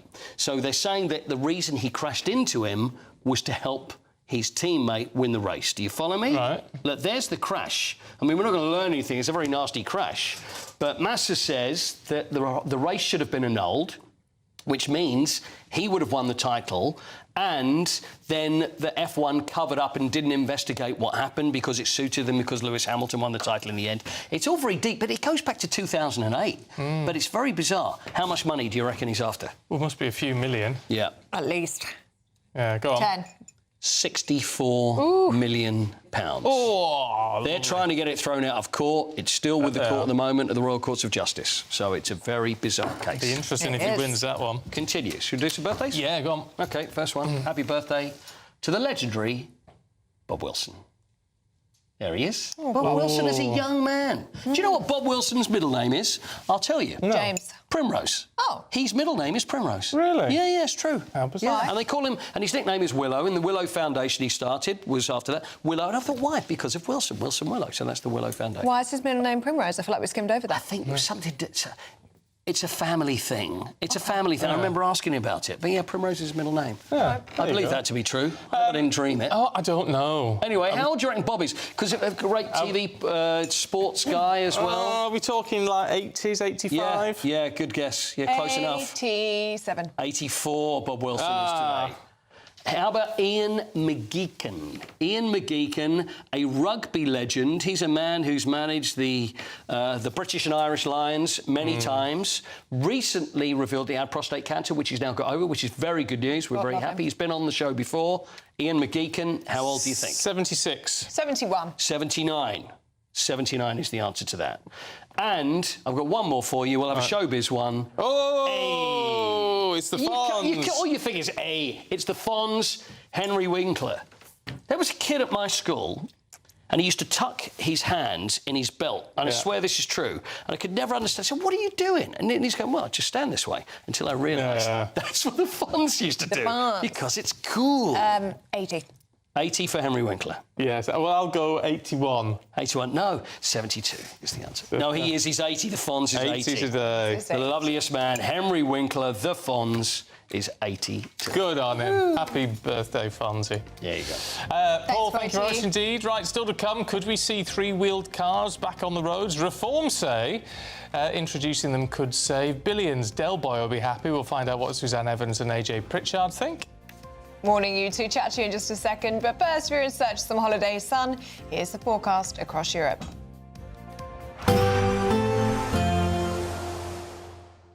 Can't wait to get in that sea. Lovely and warm. Just like the feeling of having great travel insurance. All Clear Travel Insurance sponsors GB News Travel Destinations forecast. If you are looking to escape the very mixed weather across the UK, well, it's going to also be mixed across much of the Mediterranean. Not everywhere. We are going to see some fine weather on Friday through parts of Greece, particularly the Greek islands. But we've got this area of low pressure bringing some heavy rain to southern Italy, showers to northern Italy as well. Mostly fine to eastern Spain for now, but some wet and windy conditions across Portugal, and they spread east, albeit slowly, through the weekend and early next week. All Clear Travel Insurance sponsors GB News Travel Destinations forecast. Britain was once the envy of the world. But look around. A nation that no longer knows what it is or where it's going. A country that's broken. How do we fix Britain? How do we bring it back? Friday night with Matt Goodwin at 8 p.m, only on GB News. Good afternoon, Britain. Weekdays from midday. We do have problems in the UK at the moment, but I will say I don't think it's all doom and gloom. We have great safety nets here, strict protections to protect and help children. We have free education ranking 4th in the world for universities as well. Free NHS, dodgy as it may be sometimes.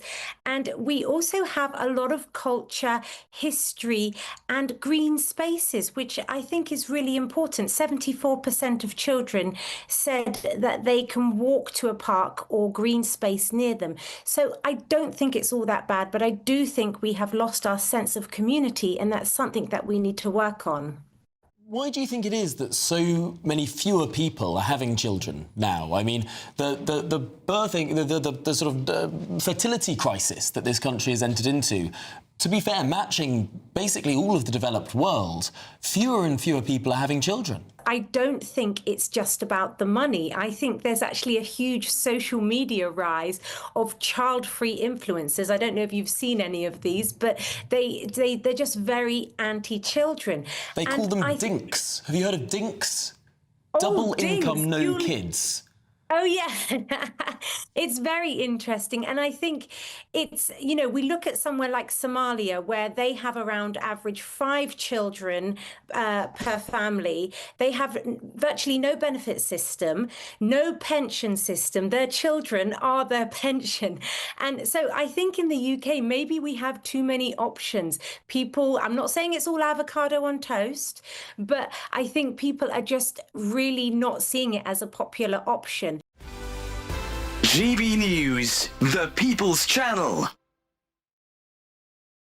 No matter the state it's in, this is our nation. Join me, Jacob Rees-Mogg, for a genuine, honest discussion on where we have been, where we are going, and where we are with the people who set the direction. Tune in to State of the Nation every Monday to Thursday, 8 to 9 o'clock. Only on GB News. Britain deserves a newsroom that puts the facts and your voice first. Well, and that's what you get on GB News. Lively debates, lively conversation. And we're not afraid to hold power to account.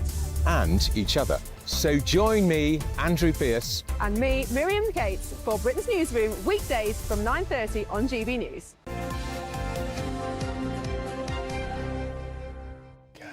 It is 7:48, time for the papers with Suzanne Evans and AJ Pritchard. Morning, you two. Morning. Good morning. AJ, can we have a look at prostate tests? This is in the Times this morning. It's looking at these PSA tests. Yeah, I think one of the things, the big fact is that 12,000 men die a year from prostate cancer. I think that's the fact that a lot of people don't realise in the first place, which is scary.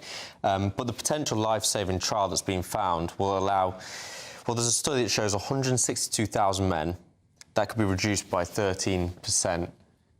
So I think the one thing that's really interesting with prostate cancer is how hard it is actually to get the test. And I think that's one thing. A lot of people are scared to take it, I find. And it's kind of these stats that it's information getting out there. Yeah. Yeah, I think you are entitled to it over 50. You're entitled to it. It's a battle. It's a postcode lottery. You know, I'd know men who said, I wanted to get the test. I went to my GP. They said I couldn't have it. They had to really fight for it. And, of course, like any cancer, catching it early is crucial. I had breast cancer 7 years ago. I was so lucky, caught at my very first mammogram, and I'm still here. Yeah, I had to fight for it. I had one when I turned 50. And because I just said, I'm entitled to it, I want one. And I really, really had to push, and that's not because a lot of people won't do that. I think it's the opportunity, as you're saying, like, if you have the opportunity to catch something early, like, people will take it. Yeah. But the thing is, like, if people... Sometimes people don't even know about these things, and I think it's about having that opportunity. It's kind of like, OK, reach out, allow people to make that decision themselves. Do they want to find out? Yeah. Because people will take it, like, 100%. No, of course. Make it easy, make it available. Suzanne, let's have a look at something totally different, shall we? But it's still kind of medical. Yeah, it's kind of health related. We're talking about health. Apparently, oh well, you may scoff. I do. Apparently, if you want to keep your circulation nice and healthy, if you're doing a desk job, drink a hot chocolate. All right. This is what this is what University of Birmingham has decided. Certainly in men, anyway, because the trial was only done on men. Because apparently, women's hormones and reactions to chocolate. Well, we all know about that, don't we, Ellie? Can make a real difference. So, but that's the thing. If you're sitting down, have a hot chocolate, and best of all, come to GB News and do the breakfast paper review. Then you get chocolate from the machine, and it's gorgeous. So if you've got a really sedentary job, the best thing is to have a load of hot chocolate in the morning. That's my excuse anyway. Important information to get across. You did say the hot chocolate was good here, so afterwards we'll try that. Do you need to have one? I will, that's for sure. Does it say why, Suzanne? Do we know what's in it? That makes it's something. It's some kind of flavanols. That's it. Thank you, Stephen. Flavanols, apparently, but also you can get those in things like berries and other fruits as well. But have a berry instead. It sounds better in hot chocolate, sounds a lot more enticing. It's comforting as well. Maybe it just makes you feel happier to be at work. Yeah, positive impact. That's my theory. As long as it doesn't put you to sleep. Well, it's a traditional bedtime drink. You can squeeze your way out of the chair when you've finished work for the day.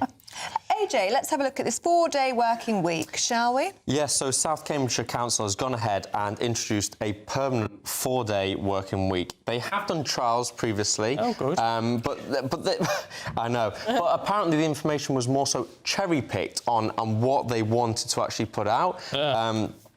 There's been ironically, there's been a lack of positive feedback about the council, about simple things like the bins and actually things that I think as a public service, you're paying for something, you want it to actually work. So it's kind of scary that you think that of course, more people want to get this job now. So they've had an uptake of 123% of people wanting the job, and the people themselves are very happy that they get a technical pay rise for the amount of hours that they're doing. But the residents are furious. The residents are not happy whatsoever. Furious. 9 out of the 13 services provided that they canvass people on have deteriorated, and nobody said any of the services have improved.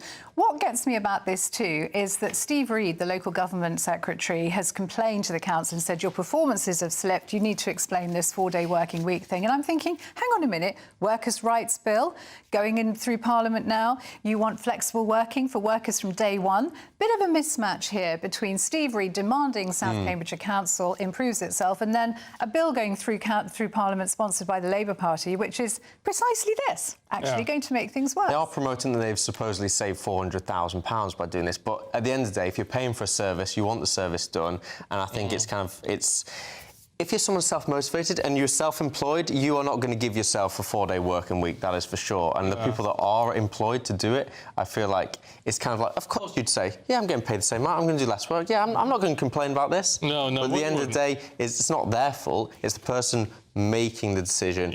And the independent studies sound like they have been, well, independently picked the parts they want to kind of highlight. We've only got about 30 seconds, AJ, but in the Times, Reform saying they want 3-wheeled cars back for disabled drivers. I don't want to say the entertaining obvious point here, but it'd be quite amusing seeing 3-wheel cars on the road flying around, and I'm sure it'll cause chaos. The cars themselves, not talking about the people. But yeah, it's... I don't know.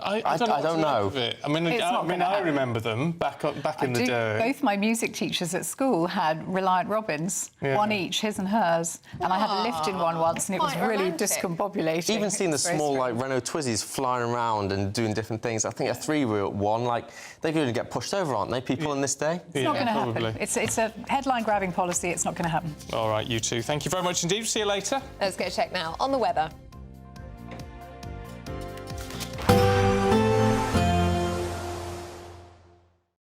Today, clouds overhead, total zen within. Box Solar sponsors the weather on GB News. Hello, very good morning to you. Welcome to the latest update from the Met Office for GB News. It's a fine start for many of us today. A few mist patches around, a chilly start, but plenty of sunshine. It is then going to turn increasingly cloudy from the west, with outbreaks of rain and strengthening winds later. Already turning cloudy for parts of Wales, the southwest and Northern Ireland. And then we've got this rain moving in late morning for Northern Ireland, pushing then into western Scotland, parts of Wales as well as the winds strengthen. But it stays bright in the east, and as it turns cloudy, it will stay rather chilly, 10 to 12 Celsius, but temperatures up to 15 in the south. And we do have the wind strength, and that's going to make it feel on the cool side, with the strongest winds expected across western Scotland, Northern Ireland as well, 60 to 70 mile-per-hour wind gusts in exposed spots. That combined with some wet weather as we go into the evening for much of Scotland, Northern Ireland, as well as increasingly parts of Wales and the southwest, it's going to make for some tricky conditions if you're out and about. Further east, though, we keep the clear spells, albeit with increasingly thick layers of cloud moving in.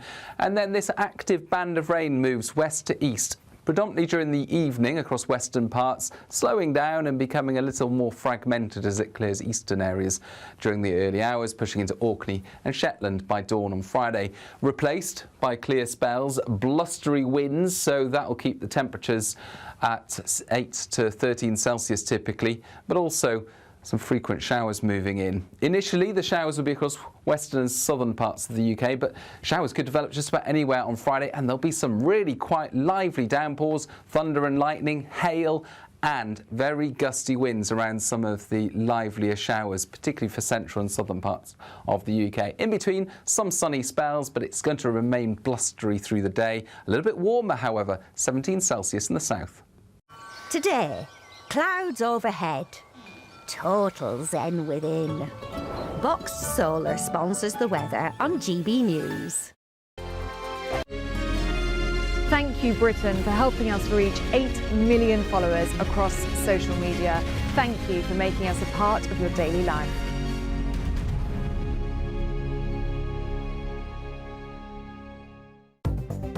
Good morning, this is the latest AI travel news from gbnews.com. The M90 is restricted between junctions 8 and 9 due to maintenance, so drivers should plan extra travel time.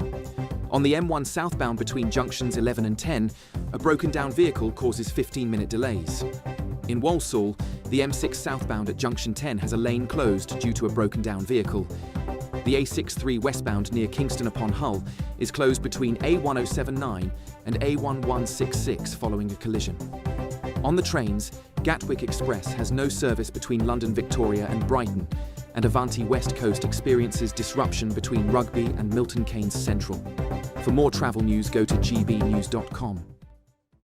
It's the final week to see how you can become our biggest winner this year. First, you could be driving away with this brand new Benamar Primera motorhome. This luxury vehicle comfortably sleeps 4, has its own fitted kitchen and bathroom areas, and comes complete with fitted awning and bicycle rack. And that's not all, as we'll also give you a whopping £30,000 in tax-free cash to spend however you like. For another chance to win, text WIN to 63225. One entry costs £2.50 plus one standard network rate message. Or text BONUS to 63225. 5 entries cost £5 plus one standard network rate message. Go to gbnews.com/win. Entries start at £2.50. Call 0903 686 3232. Calls cost £2.50 plus your network access charge. Or post your name and number to GB16 PO Box 8690 Derby DE1 9TT. UK only. Entrance must be 18 or over. Lines close at 4 p.m. on the 31st of October. Please check the closing time if listening or watching on demand. At GB News, we love to hear from you, our loyal community. So drop us a line at gbnews.com/yoursay. There you can talk to each other and also to the presenters live on air. gbnews.com/yoursay, because GB News is your channel, Britain's news channel. Join me, Nana Akweer, for an informative, interactive news programme with a difference. It's fun. No, he didn't say that, though. I'm so surprised. I think there's an element of truth to that. Join me from 3 p.m. every weekend, only on GB News, Britain's news channel. In the GB Newsroom, we bring you the news as it happens. With our team of dedicated journalists across the UK, we're ready to keep you up to date with what's happening every half an hour, every single day. Bulletins here on GB News, the People's Channel, Britain's news channel.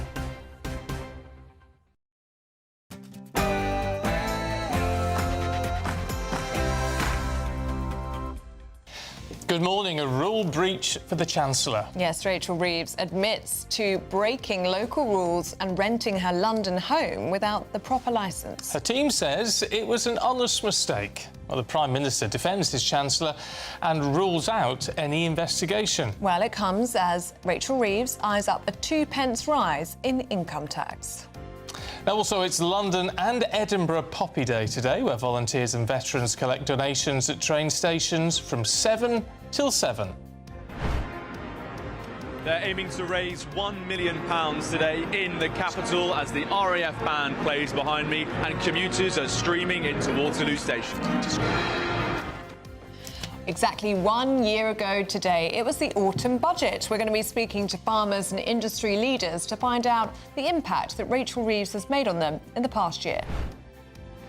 Yeah, farmers say it's been one of the toughest 12 months in living memory. I'll be finding out what they want from the Chancellor in her upcoming budget, 12 months after her last one. President Trump orders the immediate testing of the US nuclear arsenal just hours after Russia announced its testing of a nuclear-capable underwater drone. 5 more suspects have been arrested over their involvement in the Louvre heist, where items worth £76 million were taken from the world's most visited museum. Time is running out to save the historic Rothbury estate. This huge heart-shaped... Sir David Attenborough champions the landmark Rothbury appeal to raise £30 million for nature. Sport this morning, well, Carabao Cup last night. Liverpool lost again and knocked out by Crystal Palace side who've beaten them 3 times already this season. Also, we have Felipe Massa Are we going to talk about Felipe Massa? We can do if you want. Yes. Well, let's do that. Felipe Massa, the former F1 driver, who is suing F1 for £64 million, and it is now 99 days. I will count down every day, by the way, until the Winter Olympics, and we will talk more very shortly. It's a beautiful start out there this morning, but I'm afraid it's not going to last. We're going to see much more unsettled weather returning through the rest of today and indeed the next few days. More details in the forecast coming up soon. Just gone 8 o'clock. I'm Stephen Dixon. I'm Ellie Costello, and this is GB News Breakfast.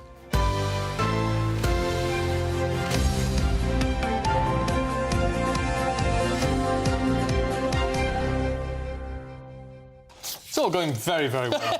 Absolutely. Very well. Coyty just read the sports headlines without any sports headlines. I think you did very well. Well, the thing is, though, I made the whole thing up. I don't think any of it happened, actually. Made the whole thing up. No, it's all true, Paul. It's all true. I looked at the autocue and I thought, what's going to happen here then? And you were fantastic. Who's been watching? Look, I haven't seen The Traitors. Oh, I have. I haven't seen any of it. Yeah. You can see it all over the front page of the newspapers this morning. It is. I know, I'm really unhappy. We won't go on about it too much, because if you're waiting to watch it... Yeah. But it's just... I've noticed there's an interview in The Guardian with Tom Daley.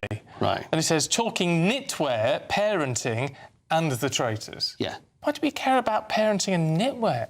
Yeah. I know he does all this knitting. He cares very passionately about... What more can you say about the knitting? I don't know. He's quite good at it, to be fair. Well, he knits. He knits one and pearls one. Oh, well. What was the word that he had an issue with Kate Garraway? Flabbergasted. That's it. I saw it on the internet. Yeah, he said, who says flabbergasted really didn't like the fact she said the word flabbergasted. Is that bad? Well, according to him, it was. And then Alan Carr had to step in and say, you can't not like somebody because they've got a better vocabulary. Someone who is watching The Traitors told me that Kate Garraway was not very popular on it at all. I don't think that's necessarily true. You actually are watching The Traitors, aren't you? I am watching The Traitors, yeah. But the thing is, though, you know what? There's no... With the idea, and for that, you haven't seen it. You know, there's 3 traitors, and they've got to try and find out who they are. But there's no reason why you would know, because it's not like they're trying to scupper any tasks or do anything to anybody else, apart from sort of kill them off. But they just discuss it amongst themselves. But there's no reason why there's any clues you would know who it was. Oh. So there's something...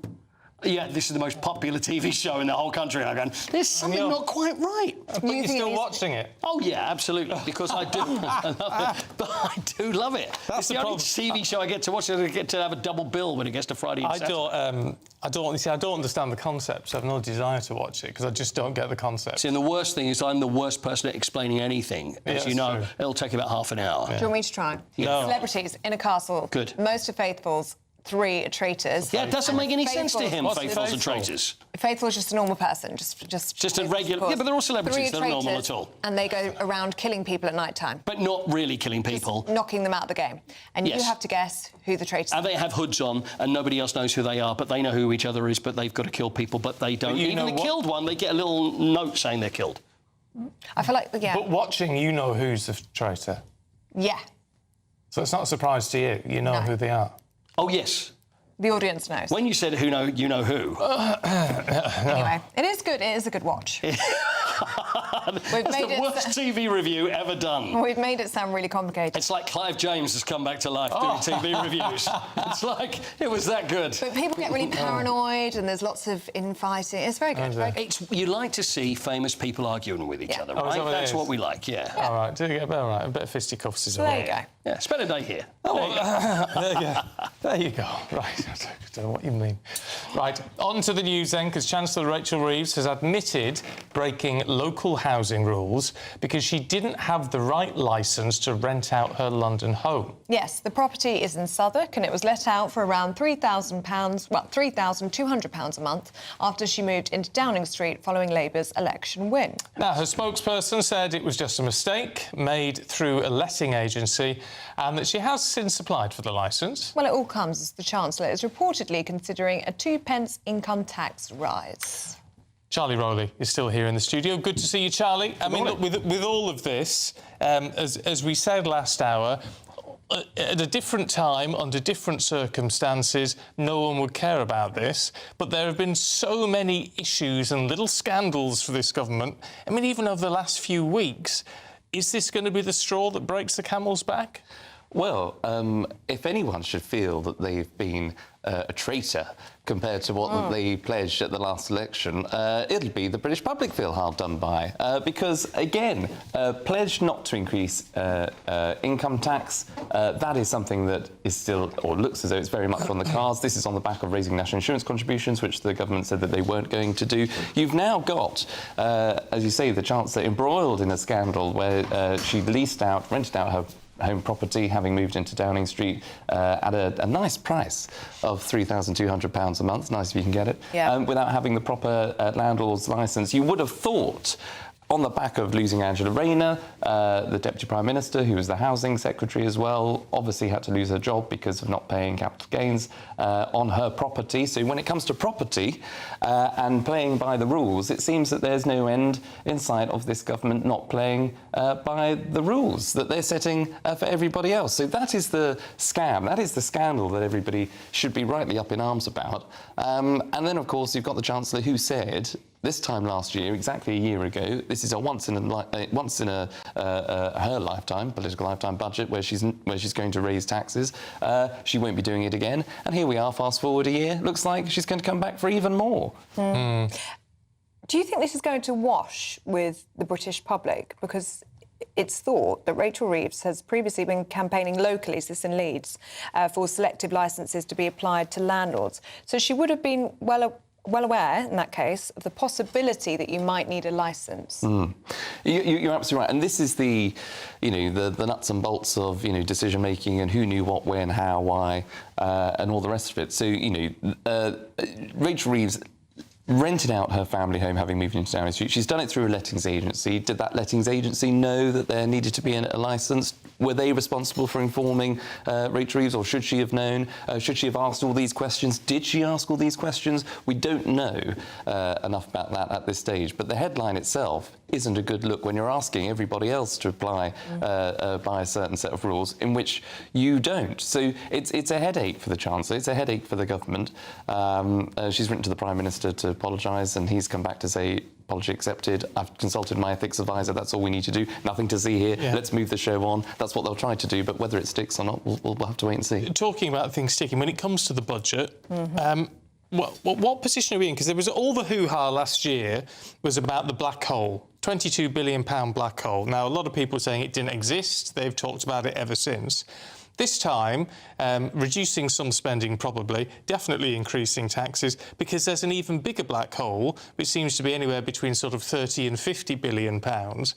So if they're moaning about being left a 22 billion black hole, why have they then which they filled, why have they then created another massive black hole? You're absolutely right. And this is when it comes down to the choices that the government of the day makes. So, Labour came in, you're absolutely right, they said that there was this 22 billion black hole. How to plug that gap? They said they were going to cut welfare, which they tried to do through Parliament.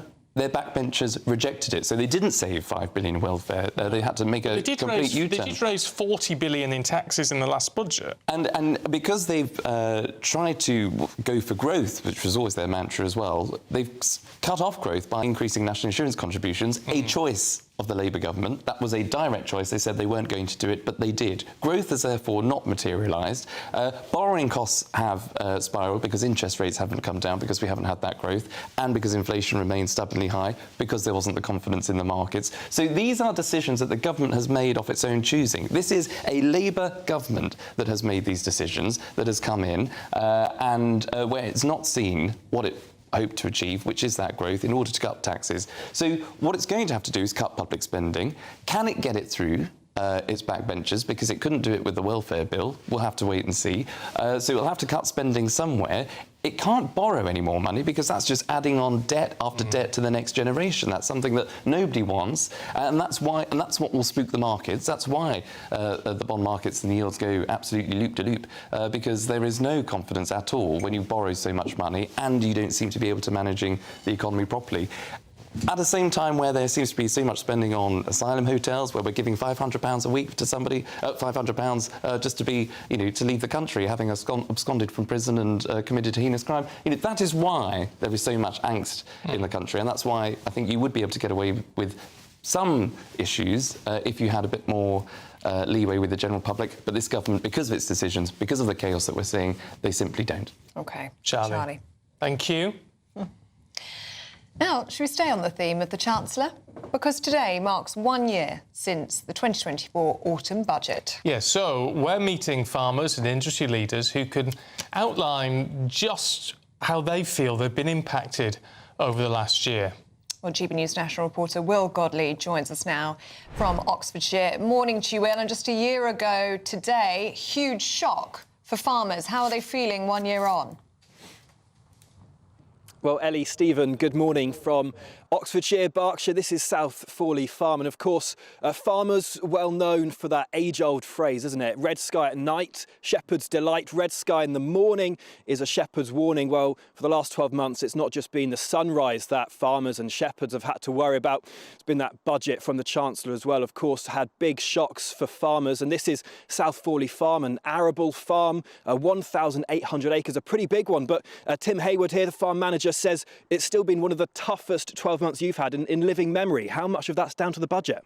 Well, it's partly down to the weather as always, where yields are down, prices are down. We're about 25% down on income year on year, but that pales into insignificance when you look at the issues we're dealing with in the budget from last year.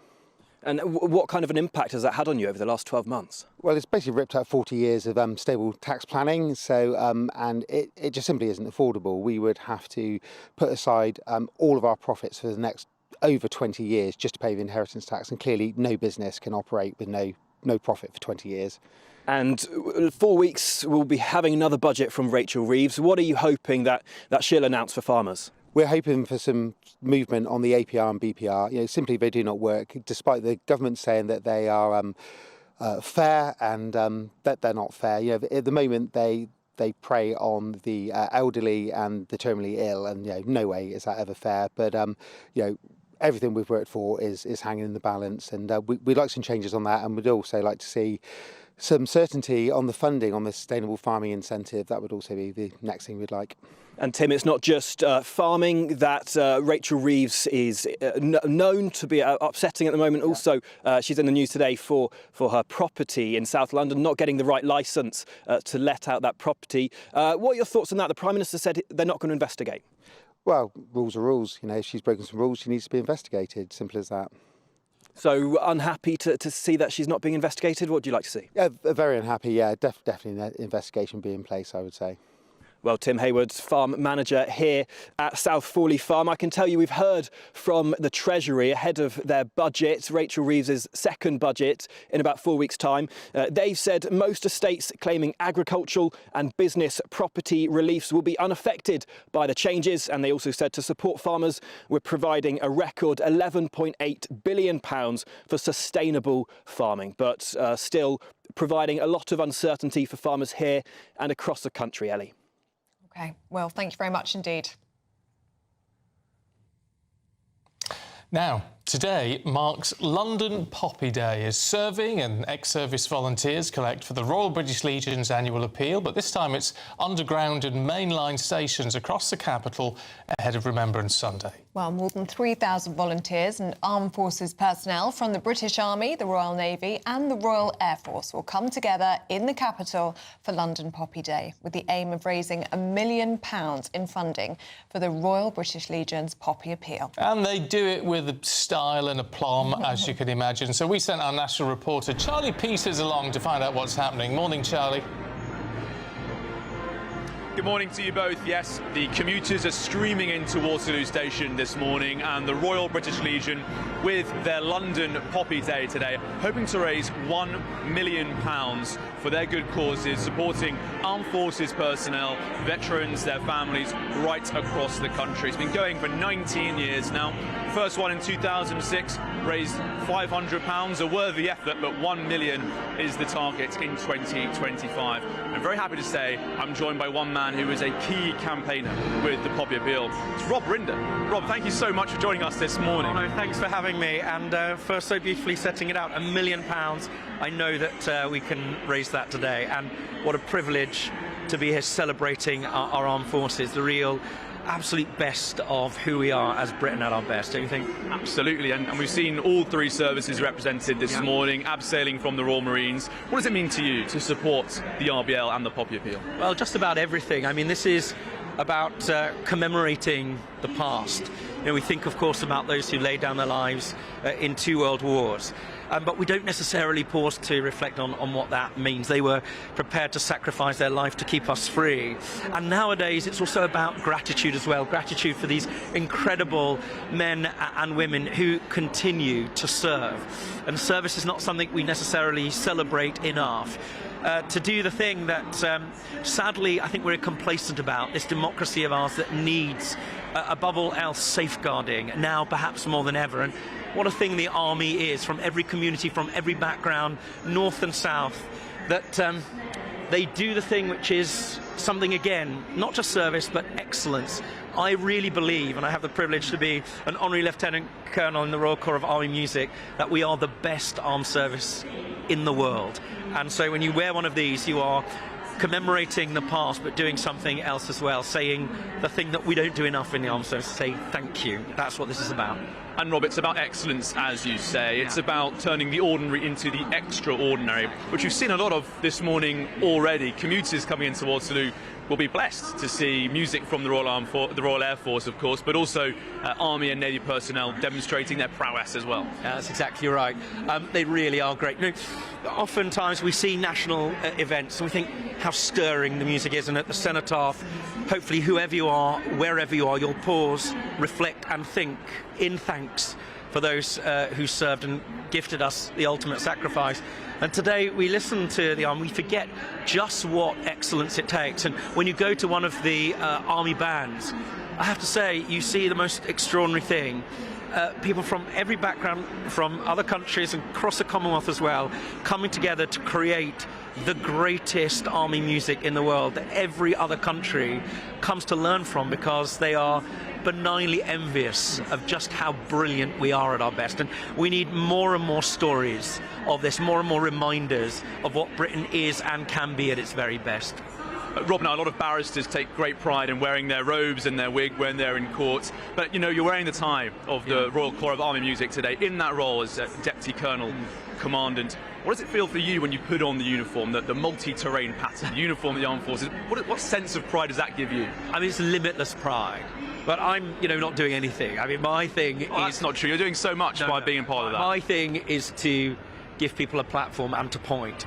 And the greatest thing I can do, we can do, and, viewers of GB News can do, is to celebrate, to point at members of our armed services, say, thank you. And that's all I'm doing, and that's all that we're doing, and we need to do more of that now more than ever.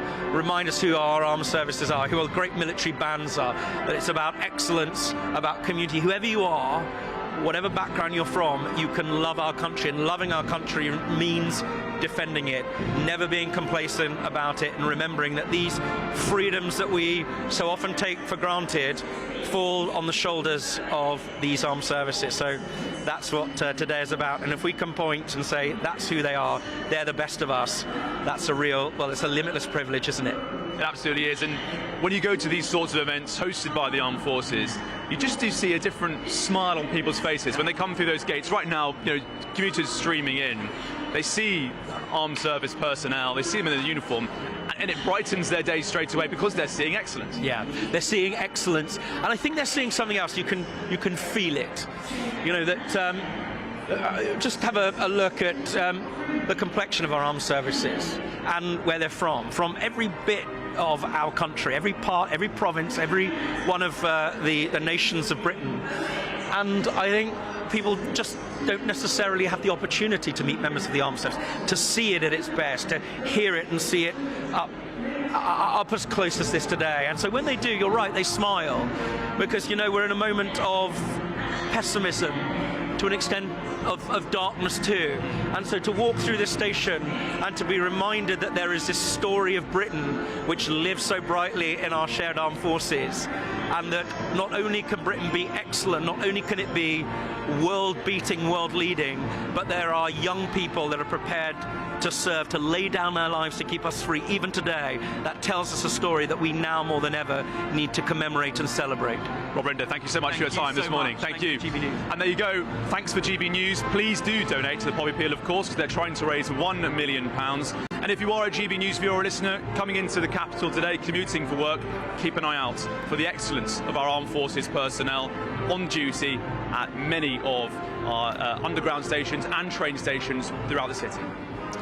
Lovely stuff. Charlie, thank you very much indeed. And it's also Edinburgh Poppy Day as well, of course. Yes, important to reflect that. And we were going to speak to Tony Maguire, weren't we? We were, unfortunately. He's stuck in the snow at the moment. There's a blizzard up there. Can you believe it? Mm-hmm. So his car's stuck. Yeah, so we can't speak to him at the moment, but I'm sure people in Edinburgh will be digging deep as well. And I mean, Rob Rinder, I mean, he said it very, very well. It's about showing our respect, having some pride in what our armed forces do. It's a very good thing. Yeah, the very best of British. So dig deep and wear a poppy with pride. Yes, absolutely. Right. So snow up in Edinburgh at the moment. Let's see what's happening right across the UK with Aidan.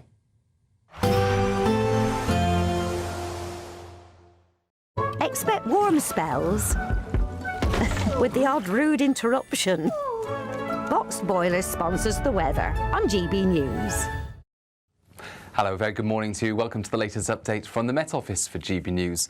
It's a fine start for many of us today. A few mist patches around a chilly start, but plenty of sunshine.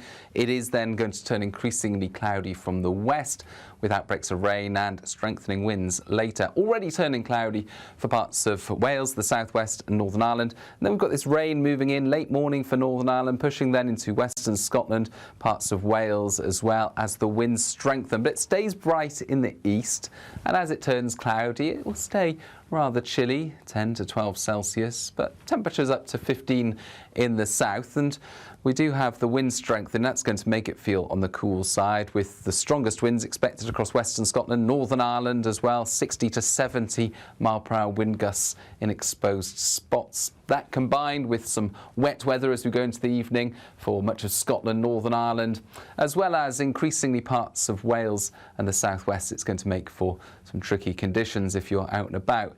Further east, though, we keep the clear spells, albeit with increasingly thick layers of cloud moving in. And then this active band of rain moves west to east, predominantly during the evening across western parts, slowing down and becoming a little more fragmented as it clears eastern areas during the early hours, pushing into Orkney and Shetland by dawn on Friday. Replaced by clear spells, blustery winds, so that will keep the temperatures at 8 to 13 Celsius typically, but also some frequent showers moving in. Initially, the showers will be across western and southern parts of the UK, but showers could develop just about anywhere on Friday, and there'll be some really quite lively downpours, thunder and lightning, hail, and very gusty winds around some of the livelier showers, particularly for central and southern parts of the UK. In between, some sunny spells, but it's going to remain blustery through the day. A little bit warmer, however, 17 Celsius in the south. Expect warm spells with the odd rude interruption. Box Boilers sponsors the weather on GB News.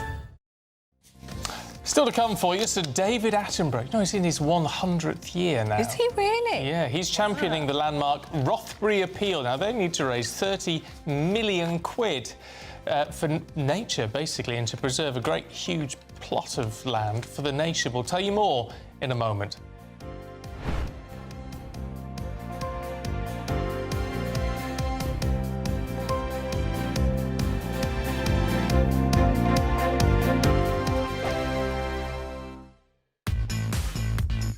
Five hosts, 5 opinions, 5 fearless debates, 5 unfiltered takes on the day's news. 5 reasons not to be anywhere else on Saturday night.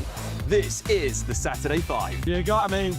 You got me good there. Britain's biggest Saturday night TV show. It's not a bad brand. Yeah. Uncensored. Very, very racy tonight on the unpredictable. What did she say? Can you translate it for us? And always entertaining. And how can a country go from being led by William Wallace to Saturday nights from 6 p.m. only on GB News. The People's Channel. Britain's news channel. You're going to want to stay tuned, trust me. Good afternoon, Britain. Weekdays from midday. Prince William has launched this new national suicide prevention campaign around the country, £1 million of funding, helping organisations in each country within the United Kingdom. In order to launch it, he spoke to one mother with a very powerful story and actually got the most emotional I've ever seen him. So let's take a look at that clip, if we can. Just like to sit him down like this and just say, why didn't you come to me? Because he's missed out on just so much joy and we would have been okay. You okay? I'm sorry, it's No, hard to ask you questions. I know. Hard, and you've experienced loss yourself. So that lady, Rianne there, her 1-year-old son died of pneumonia, and 5 days later, her husband, the son's father, took his own life. He killed himself. And what Rianne was telling the prince there was why she didn't have any signs. Why didn't you talk to me about this? Why didn't you say that you were struggling? And that's why the prince got so emotional. Of course, he's campaigned a lot for mental health provision and also to break down the stigmas when it comes to male mental health. And of course, with his own personal story of losing his mother so young, I think it just hit William quite hard. Oh, he's so lovely, isn't he? What a beautiful man. So often in these conversations, we talk about young people, we talk about schoolgirls' mental health, very, very important, of course. But we aren't seeing an epidemic of suicide there. We're seeing an epidemic of suicide amongst men in their 30s and their 40s. Yeah. This is a specifically male issue for people that, aren't super young or super old. This is a specific problem for a specific demographic that doesn't often get spoken about. The People's Channel. At GB News, we love to hear from you, our loyal community. So drop us a line at gbnews.com/yoursay. There you can talk to each other and also to the presenters live on air. gbnews.com/yoursay, because GB News is your channel, Britain's news channel. 8:28 now. So David Attenborough, do you know what? He's in his 100th year, which I presume means he's 99. But I mean, incredible, and still going so strong. Anyway, he has stepped forward to champion the £30 million Rothbury appeal on its first anniversary. Now, it's a bid to create a major step change for nature recovery in the UK. Well, so David's support comes at a critical time because there's just 1 year left to raise £30 million that's needed to complete the purchase of the historic Rothbury estate. Yeah, it's the size of Athens, believe it or not, 9,500 acres. It's the largest area of land to be put on sale in England in decades, and it offers incredible scope for restoring nature at scale, which will benefit, of course, wildlife, but also us as well. Well, joining us now is Head of Conservation at the Northumberland Wildlife Trust, Duncan Hutt. Morning to you, Duncan, and how fantastic to have Sir David Attenborough on side. Oh, this is amazing. I mean, he's such a such a well-known figure in nature conservation circles, and we all, or nearly everyone, have seen him on the telly pushing for much better nature conservation both here and abroad. And so absolutely amazing that he's come on side and said, yes, he supports this and thinks this is a really good cause. And actually, it's great that we've seen such since yesterday morning, we've seen a huge input into a huge number of donations and amazing response from people as well. So it's amazing. Why is it important to get your hands on Rothbury? Well, this is the biggest piece of land that's come up for sale in England for decades. It's a great piece of land already, and I suppose at the heart of it is the really iconic, locally iconic anyway, Simonside Hill. Everyone in Northumberland, North East knows Simonside. Most people have walked up it at some point. A fantastic viewpoint, great vista out into the whole of Northumberland, and so the opportunity here to think about nature, to consider nature first, but also consider everything else that comes with taking on a piece of land like this. There's responsibilities that come with this, of course. It's a farmed landscape, and we will continue. We are anticipating farming continuing across this for the foreseeable future. So it's about mixing nature recovery, wildlife that's already there, making it thrive better, but also allowing farming and the economy and the local area to do well out of it as well. And so if people want to donate, where can they do so, Duncan? Rothbury Estate Appeal will find your way to the appeal page, and there's that will take you straight to there, and you can donate that way. If you aren't able to buy it, are you concerned about what will happen to that land? Because, I mean, someone will buy it, presumably at some point. Someone will, or somebody will buy parts of it. We've already managed to secure part of it, and that I think is important. And we've now got a year left to secure the rest, and that's our real target now. We don't know what the future would hold, and of course it could get broken up into smaller pieces. There's a lot of proposals. There were some proposals on that land, for example, for forestry schemes, which are not the sort of schemes we would have exactly, more commercial than nature friendly. So we would do a bit more to do with we'd change how we do it, and it'd be very, very different from what I think the future might hold otherwise. It's an uncertain future if we don't get hold of it.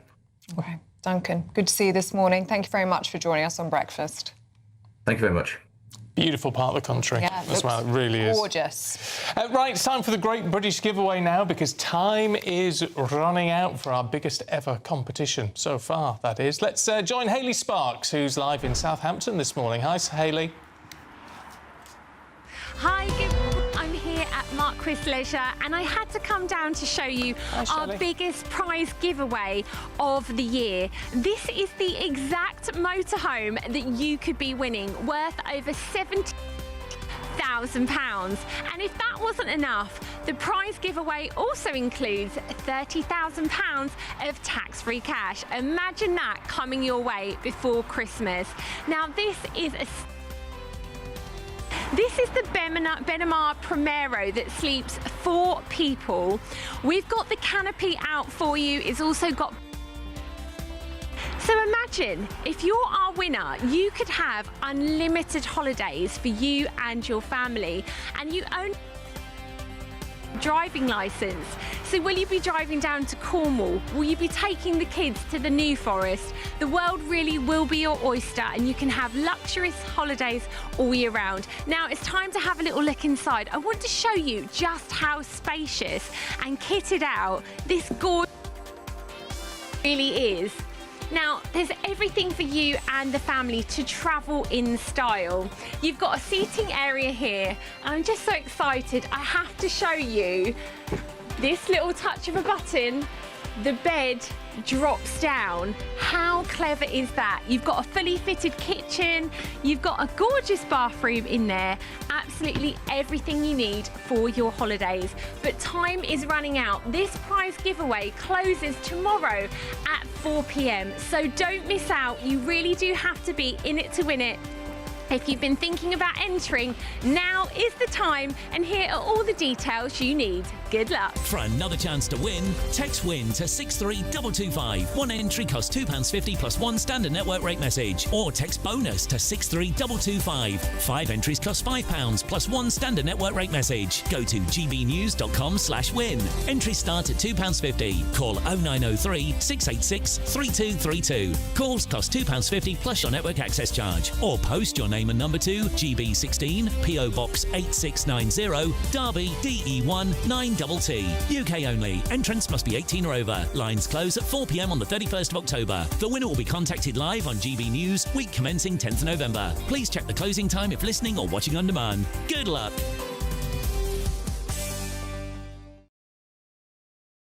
Well, if you're out and about in your motorhome travelling to work or school this morning, here's your traffic and travel update. Good morning. This is the latest AI travel news from gbnews.com. Motorists on the M90 should be cautious of roadworks between junctions 8 and 9, affecting traffic in both directions. On the M4 eastbound at junction 33 near Capel-Lanilturn, expect congestion on the exit Slip Road. Traffic flow is disrupted on the A63 westbound in Kingston upon Hull.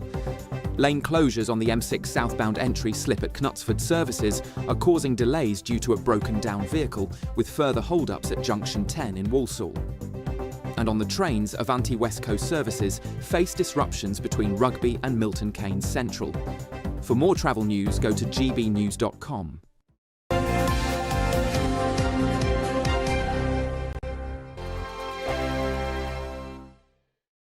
Westminster's full of talk, but out here, it's the real world. Am I allowed to talk now? No, that's it. This is where it matters, real people and real lives. That's what politics is all about. The fact that Trump made a good start, no. Straight answers, no spin, and just a couple of pints. How many fingers have I got up? About 10. So join me for Lee Anderson's Real World every Friday at 7 p.m, only on GB News. The People's Channel, Britain's news channel. You want to know what's really going on in the corridors of power? Labour don't know what to do with you half the time, and that makes you quite lethal in a chamber. Get behind the headlines with Chopper's Political Podcast. Join me, Christopher Hope, as I sit down with the great and the good of British politics. We'll see where this ruling takes us. These are the stories shaping our nation. Chopper's Political Podcast, available now on all platforms. Listen in and stay ahead. Decisions made in Washington aren't just shaping America, they're shaping Britain too. From migration to global security, from crime to health. Whatever happens in the White House today will be felt in your town or city tomorrow. That's why The Late Show is live from Washington, D.C. Cutting through the politics to show you what it all means for Britain. The Late Show live every night at midnight. Only on GB News, Britain's news channel. Exciting news. Every Friday, my Patrick Christie's Tonight Show is going to have a twist to it. We're welcoming some special guests. You.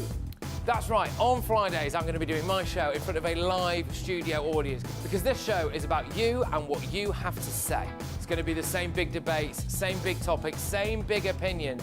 But every Friday night at 9 p.m, you are invited to come on down to Patrick Christie's Tonight to be a part of the action. Only on GB News, the People's Channel, Britain's news channel. At GB News, we love to hear from you, our loyal community. So drop us a line at gbnews.com/your say. There you can talk to each other and also to the presenters live on air. gbnews.com/your say, because GB News is your channel, Britain's news channel. Join me, Nana Akwe, for an informative, interactive news programme with a difference. It's fun. No, he didn't say that, though. I'm so surprised. I think there's an element of truth to that. Join me from 3 p.m. every weekend, only on GB News, Britain's news channel. In the GB Newsroom, we bring you the news as it happens. With our team of dedicated journalists across the UK, we're ready to keep you up to date with what's happening every half an hour, every single day.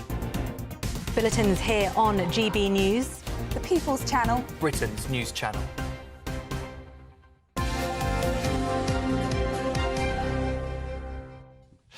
Paul's here with the sport. Morning. Good morning. Carabao Cup then. Yes, a little bit of that. Liverpool not looking very good at all. 3-0. They lost at home to Crystal Palace yesterday. Ouch.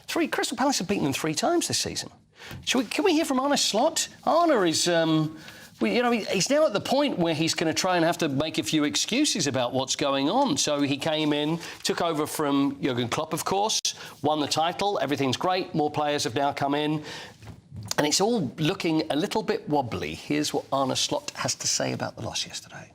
It's always a blow to lose a game of football, especially if it leads to going out of a competition. But it's the same selection I did tonight as I did last season in rounds like this. There are many reasons maybe why we've lost 5 out of 6 or 6 out of 7.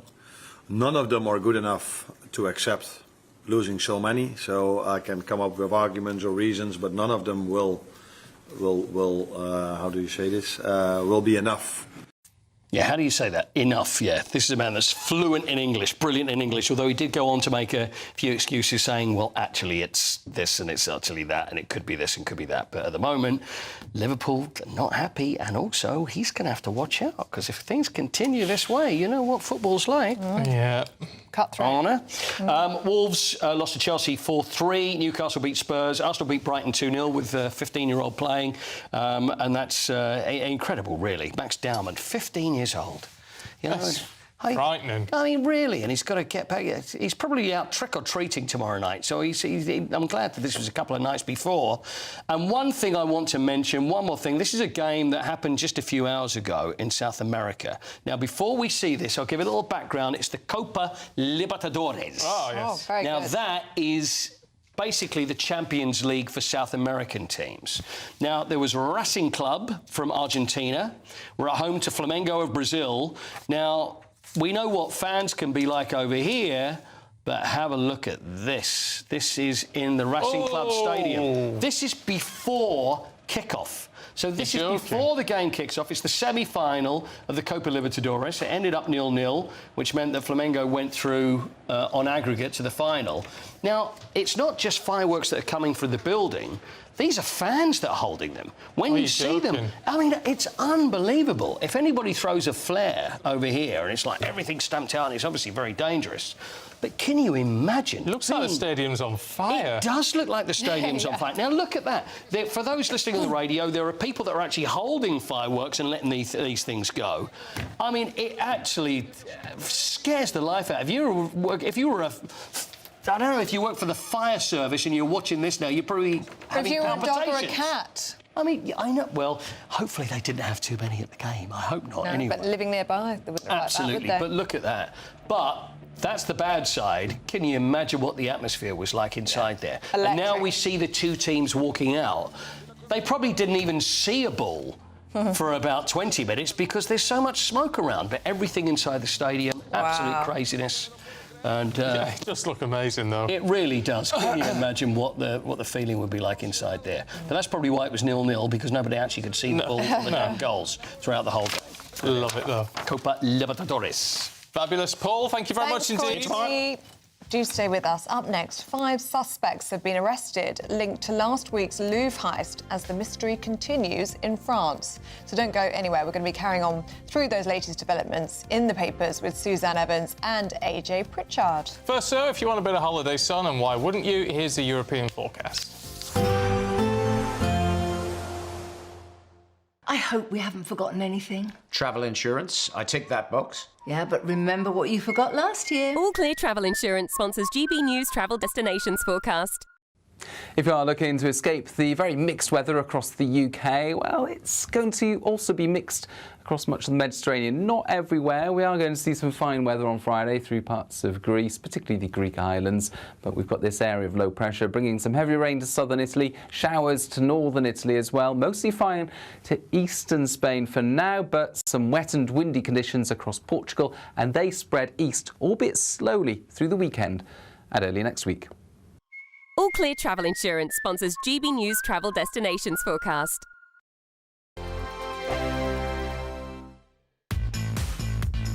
5 hosts, 5 opinions, 5 fearless debates, 5 unfiltered takes on the day's news. 5 reasons not to be anywhere else on Saturday night.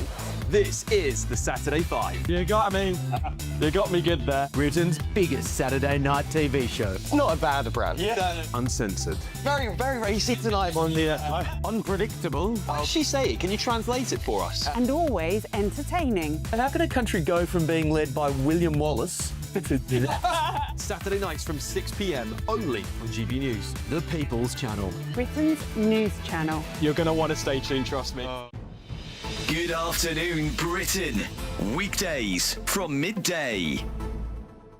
Dancing professional and entrepreneur AJ Pritchard. AJ, good to see you again. Good to see you. Last saw you when you looked exactly the same as you did now a few years ago. Are you shocked by this news? I think they're iconic, aren't they, Tess and Claude? But I think, like, people kind of worry, like, is this the magic of the show that's missing? But I think the magic of Strictly is the pros, the crew, the hair, the makeup, everything that it is.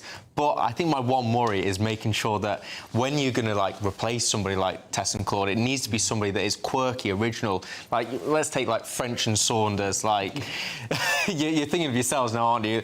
It's that thing, because they are so well-placed to bounce off each other. And I think that's what their role is. Like, they do it so perfectly. That is the scary part. How do you replace such an iconic double act, a duo? And they've been at the core of the show for such a long time, starting off in different positions, but both there for 20-odd years. I mean, it's just an extraordinary... Does this sort of score or underline some of the troubles that the show has had in the last few years? A few scandals with participants, viewing numbers down a little bit. have we passed peak Strictly? I don't think so. I think the one thing with a show like Strictly is you're going to have different viewings over each year. You're going to see that kind of... Maybe you could say it's slightly plateaued at the moment, but I do feel like with the right cast, the right celebrities coming in, the right pros, like, it is so addictive. And when you suddenly sit down to watch it for, like, half an hour, you're like, OK, I'm attached to this journey now. I want to see how this is going to progress. I think that's the secret to these shows, really casting that celebrities and the pros themselves to really make it like, oh, I'm attached to that person now. I'm invested. I have to. My dinner plans have changed now because I need to watch Strictly tonight. GB News, the People's Channel. No matter the state it's in, this is our nation. Join me, Jacob Rees-Mogg, for a genuine, honest discussion on where we have been, where we are going, and where we are with the people who set the direction. Tune in to State of the Nation every Monday to Thursday, 8 to 9 o'clock. Only on GB News. Welcome back. We're going through the papers in the company of Suzanne Evans and AJ Pritchard. Morning, you two. Good to see you. Suzanne, let's start with Emma Thompson, shall we? And her irritation with AI. Yes, I don't have much in common with Emma Thompson. Unlike me, she's anti-Brexit and uber woke. Do you not fly in on a private jet to go to environmental protests? I don't, and I've never been asked out on a date by Donald Trump either. But we do have one thing in common, and that is we both swear at our computer screens when artificial intelligence decides to tell us how to write. You know, I consider myself a good writer, journalist. She obviously considers herself a good writer, and she says it absolutely drives her demented, and it does me. And how do you switch? Is anybody out there can tell me how I switch Microsoft Copilot off so I don't have this infuriating experience every time I start a new Word document? I'd be really grateful, because I just think, sod off. I know how to write. I don't need you to tell me. Not you, darling. Not you, darling. Never say that to you. No. But to yeah, it drives me nuts. And I'm totally 100% with Emma Thompson on this. So that's probably the first time in my life. Yes. Well, there you go. Do you like a bit of AI assistance, AJ? Yeah, I use it for everything. It's absolutely brilliant, yeah, because for me it's about, like, how can you do more with your time? If I can help it assist me and prompt me into certain things, I'll obviously, through ChatGPT and other companies, like, give me what I need to do. I'll go through it, pick out, put my points in, put my personality into that personally, and you can build a large language model within that and work for you within the company. So it is absolutely amazing. I love it. Especially editing photos and videos. Wow. Yeah. Save days, not hours. Meanwhile, on the Microsoft theme, AJ, Microsoft Azure has gone down, and I don't know what that is. Yeah, so it was down for thousands. So on the back end, fundamentally, they actually wrote it was an inadvertent configuration change. I don't exactly know what that actually means on the side, but if you were trying to do things like on Costco or Starbucks or Heathrow Airport, you fundamentally couldn't get through. Even one of our companies, Fininvest, like, we had to last night put up a page to say that actually not us, Microsoft themselves are down, but the thing was also Amazon, AWS, they were down last week with their servers. The thing is, when these go down, like, it doesn't just affect it affects absolutely everything now. And I think it's having things in place to be like, OK, what do we do when it goes down? Because at the minute, all we can do put up is a little page saying, we will get back to you and we'll solve this problem at some point. Don't really know when. Technology is great when it works. Exactly. And when it doesn't, it's an absolute disaster. Yet this is the way of the future, isn't it? Everything's being digitised, and yet nothing works. I remember back in the summer when there was a Microsoft upgrade problem, and everything, you couldn't get through to your bank, your building society, your school, your doctors of surgery, the airports were down. It was a complete meltdown of just about everything. So where the world is going. Push, but it's going to be a disaster. Well, I hope the digital ID has chosen which servers they're on, or else that could be a bit of a funny one trying to travel. Does it? You won't be able to do anything. I mean, it's got to be stopped, digital ID, because this is what's going to happen. You'll have your life completely curtailed, I think, when this kind of thing happens. We've got to talk about this. This is in the Times, AJ, as a dog owner now, and I quite agree that you should pick up after your dog and do all that. You've got to do it right. However, what's this lady who's been fined £100 for not having the poo bags? Well, on this one, I didn't know if it hasn't been fined for not having the poo bags or being in the same vicinity of the area at the same time. Right. I think I'd be livid in both aspects. I think most people are really good. My neighbours, they've got a dog. Unfortunately, the dog obviously had to go to the toilet. He literally ran around the corner to go to his home, grab a bag, run back and solve the problem. But yeah, no, if you are a dog owner, I think it's one of the things you must have with you, a lead and some doggy bags. But if she's been fined, despite her dog not having been to the toilet, it would seem. It was somebody else's dog, apparently. She said it wasn't her dog, it was somebody else's dog. But She said she was just in the area. Poo bags. Yep. The council fined her, and you just think, this is extreme. No. It really is. Do you remember the case last week when a woman was fined for pouring coffee down a drain? Oh, yes. And nobody knew that was an offence, and it really shouldn't be an offence. No. It's nonsensical. But this is, I think, how councils are desperate to basically money. this cash cow and dog walkers, people that drink coffee, whatever it might be. It's absolutely give people crazy. a chance. Like, if you've been and fined 100 quid for something that you haven't done and you've been in the right area, just because you've got a gorgeous little dog walking around, you go, oh my God, it's a bad day. It's yeah, crazy, it's so wrong, actually. so wrong. AJ, can we talk about the Louvre heist, please? And there's been a development, hasn't there? I know, 5 more suspects have been arrested. Partially recognised, so this was last night in Paris, Wednesday night.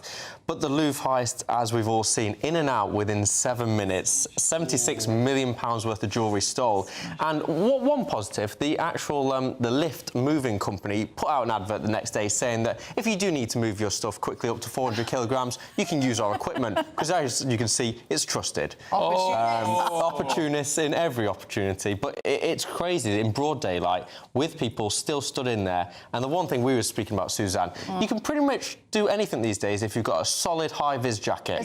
You can confidently walk in festivals, the Louvre now, and get away with quite a lot of things. Well, hopefully not get away with this, that's Some for people sure. might remember years ago there was a protest group called Fathers for Justice. Yes, They used to climb buildings. They even got onto the balcony at Buckingham Palace. And that's how they did it. Ladder, high-vis, nobody questioned them, and up they went. But the jewellery hasn't been... Nobody still knows where this jewellery is right now, so that's the one thing. Yes, they may have arrested 5 more people, and they may have suspects, but the jewellery itself, I'm sure, is long gone. The trouble is, next time Suzanne comes in, she's going to be bejewelled, dripping in fancy necklaces and I wish.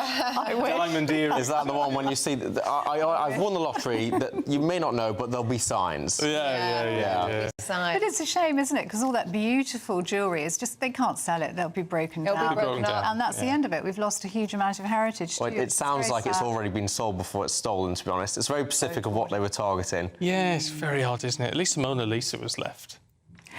For now, hope there's who more knows? security around. She's been pinched before, I think, though, hasn't she? I don't know. I think she has. Well, she's small enough to take She away. was stolen once, a long time It's ago. always surprising when you see it for the first time. You imagine it's bigger. Yeah. It's tiny It's little actually thing, quite isn't it? small. It was the most French robbery ever, though, wasn't it? The Louvre heist. It was 9:30, I think it was, on a Sunday 9:30 morning. in the morning. Yeah. Very civilised. Yeah, Very French. quite right. All right, you two. Thank you very much indeed. Thank you. Right. We'll have a look at the weather today, actually, shall we? Because I think it's going to be another chilly one, and there's some snow in Scotland. Certainly is. Here's Aidan.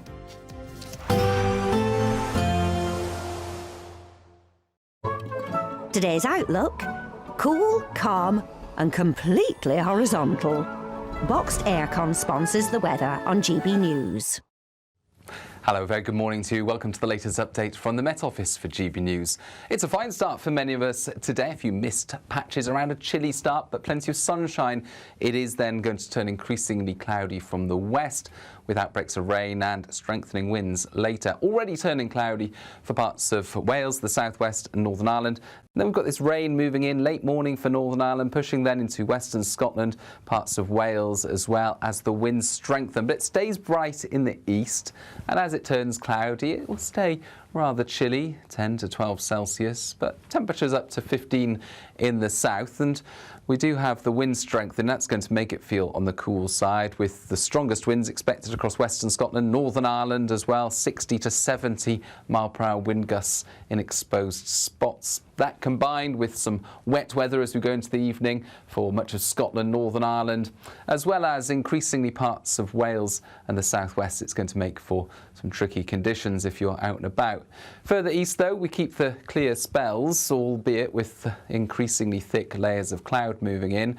And then this active band of rain moves west to east, predominantly during the evening across western parts, slowing down and becoming a little more fragmented as it clears eastern areas during the early hours, pushing into Orkney and Shetland by dawn on Friday. Replaced by clear spells, blustery winds, so that will keep the temperatures at 8 to 13 Celsius typically, but also some frequent showers moving in. Initially, the showers will be across western and southern parts of the UK, but showers could develop just about anywhere on Friday, and there'll be some really quite lively downpours, thunder and lightning, hail, and very gusty winds around some of the livelier showers, particularly for central and southern parts of the UK. In between, some sunny spells, but it's going to remain blustery through the day. A little bit warmer, however, 17 Celsius in the south. Today's outlook: cool, calm, and completely horizontal. Boxed Aircon sponsors the weather on GB News. Thank you, Britain, for making us the fastest growing news website in the UK. We're truly humbled, and we couldn't have done it without you.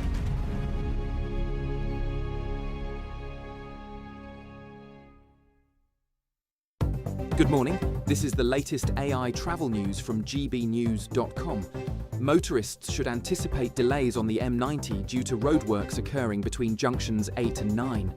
On the M6, lane closures near Knutsford services are caused by a broken down vehicle, while congestion is building on the M4 eastbound at junction 33. Expect further delays on the M1 southbound between junctions 11 and 9. In Kingston upon Hull, all lanes on the A63 westbound are closed due to an accident. Regarding train services, there is no Gatwick Express running between London Victoria and Brighton, and Avanti West Coast is experiencing disruptions between Rugby and Milton Keynes Central. For more travel news, go to gbnews.com.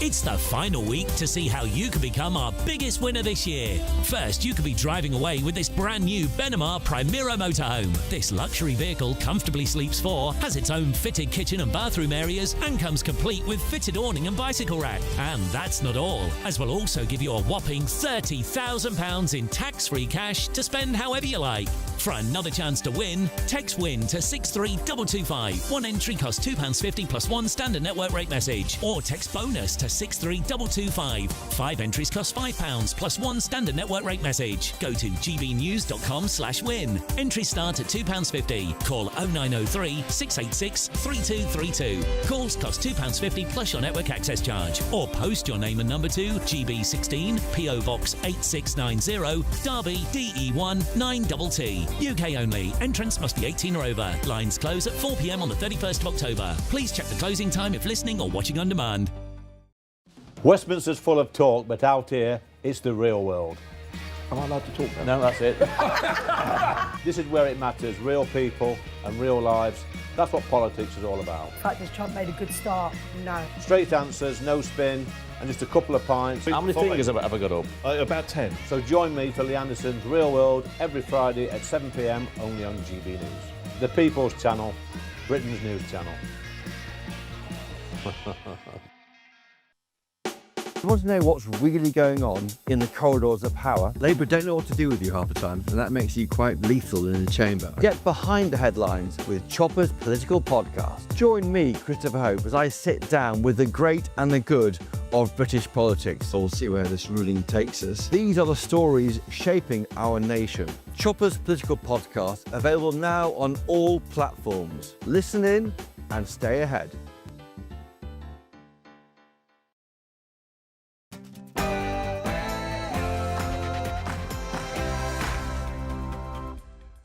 Good morning. A rule breach for the Chancellor. Yes, Rachel Reeves admits to breaking local rules and renting her London home without the proper licence. Yeah, it's just an honest mistake, according to her team. The Prime Minister defends his Chancellor and says there won't be an investigation. Well, it comes as Rachel Reeves eyes up a 2p rise in income tax. Now it's London and Edinburgh Poppy Day today, where volunteers and veterans are collecting donations at train stations from 7 till 7. It's exactly 1 year on from the autumn budget of 2024. We're going to be speaking to farmers and industry leaders to find out how they've been impacted over the past year. Yeah, not just farmers impacted, but small businesses situated on the farm in trouble too. I'll be finding out why the last 12 months have been so tricky. President Trump orders the immediate testing of the US nuclear arsenal just hours after Russia announced its testing of a nuclear-capable underwater drone. It's a beautiful start out there this morning, but I'm afraid it's not going to last. We're going to see much more unsettled weather returning through the rest of today and indeed the next few days. More details in the forecast coming up soon. It's just gone 9 o'clock. I'm Stephen Dixon. I'm Ellie Costello, and this is GB News Breakfast.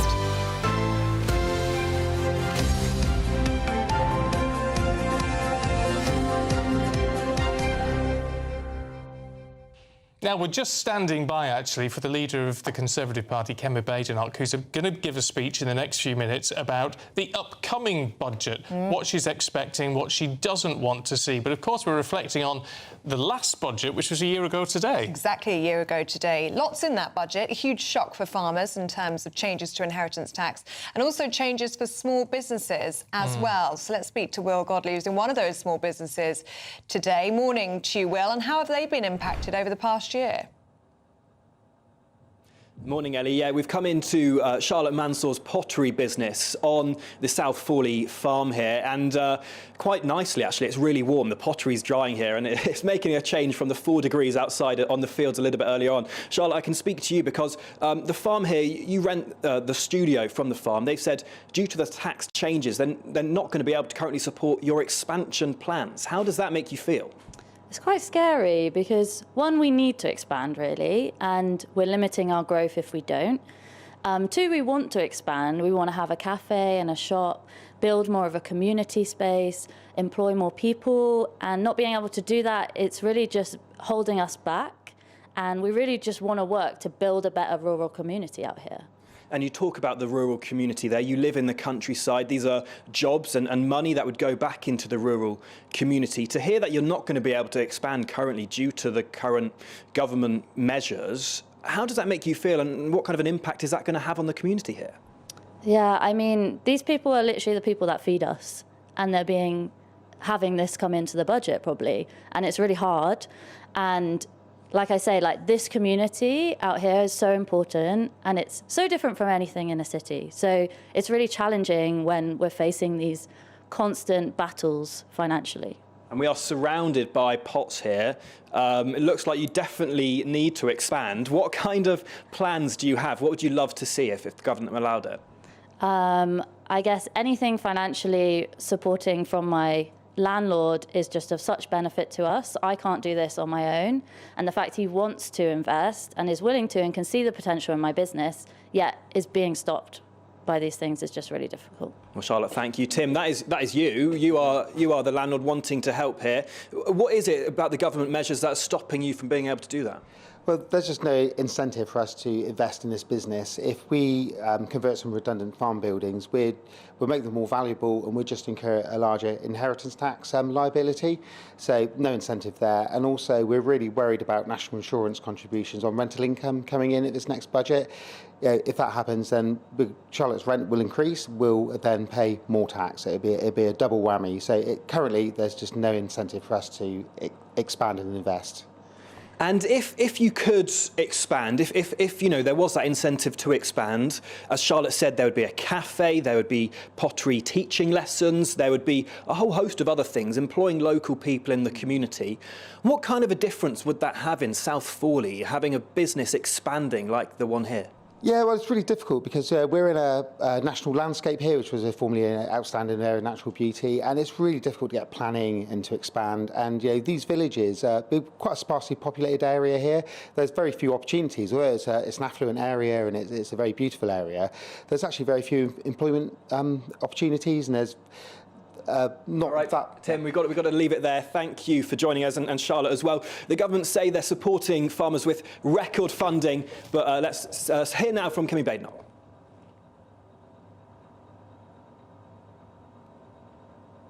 Well, thank you for the last one. I'm pleased about that. Look, we know that this country is crying out for change. It's had enough of a Labour Party and a Chancellor that have done little but break their word time after time after time. This was a party that went into the last general election and promised not to put up taxes left, right and centre, and yet within a short period of a few months, they had done precisely that, with the consequence that they destroyed growth and businesses in our country. They said to the farmers, they looked the president of the NFU in the eye and said, you can trust us when it comes to farming and the farm tax. And they broke their word within a matter of months. They said to our pensioners that they could sleep safely in their beds at night. They needn't worry about means testing and the winter fuel payment. And what did they do? They broke their word within months. That is an utterly disgraceful way to behave. And what has the consequence of all of this mismanagement and broken promises been? Well, we've seen growth destroyed in our country. We've seen a party that has talked down our economy. We have seen a party that, despite what they said before the election, went out and borrowed billions and billions of pounds and spent billions and billions of pounds and have raised inflation higher than it otherwise would have been, has kept interest rates higher than it would otherwise have been, and mounted up a colossal national debt, the servicing costs on which alone are running at £100 billion a year. That's twice what we spend on defence. That is unsustainable, and that is what you get with Labour. So we say the consequences of Labour are too clear. We've got record unemployment compared to 4 years ago, the highest in 4 years. Like all Labour governments, they leave office with unemployment higher than when they came into office. We've seen retail, hospitality and leisure shedding 90,000 jobs, many of them young people struggling to get that first rung on the career ladder. But there is another way, ladies and gentlemen, the Conservative way that we set out at our conference. We will get on top of government spending. It has to be done. We will get on top of the welfare bill, getting people off benefits and into work. It has to be done.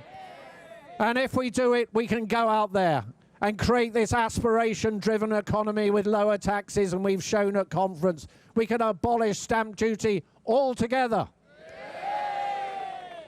We can abolish business rates for high street shops and pubs altogether. We can have a huge, big offer to young people so that the tax they pay on that first job goes towards that precious first property purchase. That is what we will deliver. So I think something's happened behind me. I think somebody important has arrived, and I'm being told that I've got to stop. But let me just say one final thing. Stick with us. There is a better way. It is a Conservative way. And if this Chancellor breaks yet more promises in her budget at the end of next month, she should resign and go. And now, the real person that you've come here for, the leader of our great party, the person that's going to take us into the next election, the person that's going to be the Prime Minister of our country after that election. Ladies and gentlemen, Kemi Badenoch. Thank you, Mel. Our next Chancellor, everybody, Mel Stride. He has just given a great speech. We all know what we're here to talk about today. We're here to talk about Rachel Reeves. Yeah. Hands up if you believed Rachel Reeves when she said she wasn't going to put a tax on working people. No! Yeah, I didn't think so. Apparently 1 in 10 people think Rachel Reeves is doing a good job. Who are these people? I haven't met them. She promised not to put a tax on working people. Apparently farmers aren't working people. Apparently anyone who has a job isn't a working person because they put up the jobs tax, and look at what's happened. Unemployment has risen every single month since Labour came into office. It is what Labour does. Ducks quack, cows moo, Labour puts up taxes. We need to get spending under control. That is the only way we're going to get the economy back on track. Control spending. We've offered to help Labour, but they haven't taken our offer of help. Instead, they're making more and more of a mess. Just this morning, we've seen the news. Rachel Reeves apparently has broken a law, just like Angela Rayner before her and Louise Haigh before her. All we see is the Labour cabinet making mistakes, breaking laws. If the Chancellor can't even get it on top of her own paperwork, how's she going to get on top of the country's paperwork? So that is why our message is simple. If she puts up tax, give Reeves the axe. that last budget was a disaster. And after that, she said she wasn't coming back for more. And what have we been hearing all summer? Rises in property taxes, increases in income taxes. They want to tax our homes. They want to tax our pensions. They want to tax our savings. Tax, tax, tax, tax. Enough is enough. If she puts up tax, give Reeves the axe. If you want more of something, you don't tax it. It is a very simple principle. She put taxes on jobs, jobs disappeared. They tax farmers, farmers are closing down. They tax businesses. They're taxing everything. They're taxing education. We're seeing schools close down because they can't afford Labour's taxes. Someone needs to get a grip on it. So Keir Starmer, you need to make sure that your Chancellor gets a grip. If she cannot get a grip on controlling spending, then you need to sack her. Enough is enough. But there is an alternative. There is an alternative, ladies and gentlemen, and that alternative is us. We have a plan. Mel and I have identified £47 billion of savings. We've identified enough savings that will allow us to make sure that we can scrap stamp duty, one of the worst taxes we have ever seen. It is a tax on aspiration. It is a tax on having a family. It's a tax on growing a family. It's a tax on downsizing. We need to get our housing market moving again. That's why stamp duty is our flagship policy. And Rachel, we're very happy for you to steal this policy. We're very happy for you to scrap business rates, just like Mel described, put it in the budget. Let's have a budget of good news this November, not another budget of bad news. And we are able to do this because of our golden economic rule. We need to make sure that we leave an inheritance for our children, for our grandchildren. That means that everything we spend, half of it has to go down to paying down the deficit, as well as investment. That is what we're going to do. Make sure that at every single step, we are fiscally responsible. We're not just going to be slashing the public services that people need. No, no. We have said we need to start with getting people back into work. Let's cut welfare spending. Let's get many of those people who after COVID just decided to give up. Let's get them back into work. That will grow our economy. What we need right now is growth. Labour has seen a flatlining in growth. It was 0% last month, 0.1% the month before, minus 0.1% the month before. That's terrible. Growth is what is going to solve our problems. We are backing growth. We are backing tax cuts that will create growth. You scrap stamp duty, people build more, people sell more, estate agents make money, builders make money, painters, decorators, John Lewis, next IKEA. Let's get our economy moving again. That is the alternative with Conservatives. Our golden economic rule, finding savings, scrapping stamp duty, scrapping business rates for high streets, and then making sure we get control of spending. So that's my message to Rachel today. I know you've got a lot of problems now with the new issues with being a landlord and messing up your lettings, but no one is interested in your problems. We need you to solve our problems. If she puts up the tax, give Reeves the axe. Thank you. Thank you, everybody. Well done. I think that's it. That's it. Give me a hand, yeah. Okay, well done, well done. Well, there you go. Leader of the Conservative Party, Kemi Badenoch. You heard that slogan. You're going to see it everywhere at the moment. If she puts up tax, give Reeves the axe. Yeah, appearing alongside the Shadow Chancellor, Sir Mel Stride, at the pre-budget rally. They're saying that Rachel Reeves promised the country she wasn't going to come back for more taxes, and yet they say she is likely to break this promise and that more taxes are coming in the budget next month. Of course, the big question is, we need the money. Where does the money come from? Well, the Conservatives say they can save £47 billion over the next Parliament. Welfare spending down £23 billion, reducing the size of the civil service at £8 billion, cutting spending on social housing for foreign nationals, £3.9 billion, the asylum system, £3.5 billion, net zero schemes, £1.6 billion, and cutting back on overseas aid, £7 billion. Yeah. And they'll use half of all the money saved, they say, to reduce the deficit for future generations. So, interesting proposals. Need to go through those with a fine-tooth comb to see if it is, and they say it's economically sensible and responsible. Some people may disagree with that. We'd have to look at it in a lot more detail, but that's their plan. And they're so confident in it, they are offering the government to copy their plans. They're saying, feel free to take them, because it's the best idea we've got on the table. They're saying they've got an alternative, and it's a Conservative alternative. Let us know what you think on that one. gbnews.com/your say. It's interesting. It's a different approach. Right, still to come for you. It's London Poppy Day, Edinburgh Poppy Day as well, actually, where they're trying to raise £1 million for the Royal British Legion. We'll tell you more in a moment.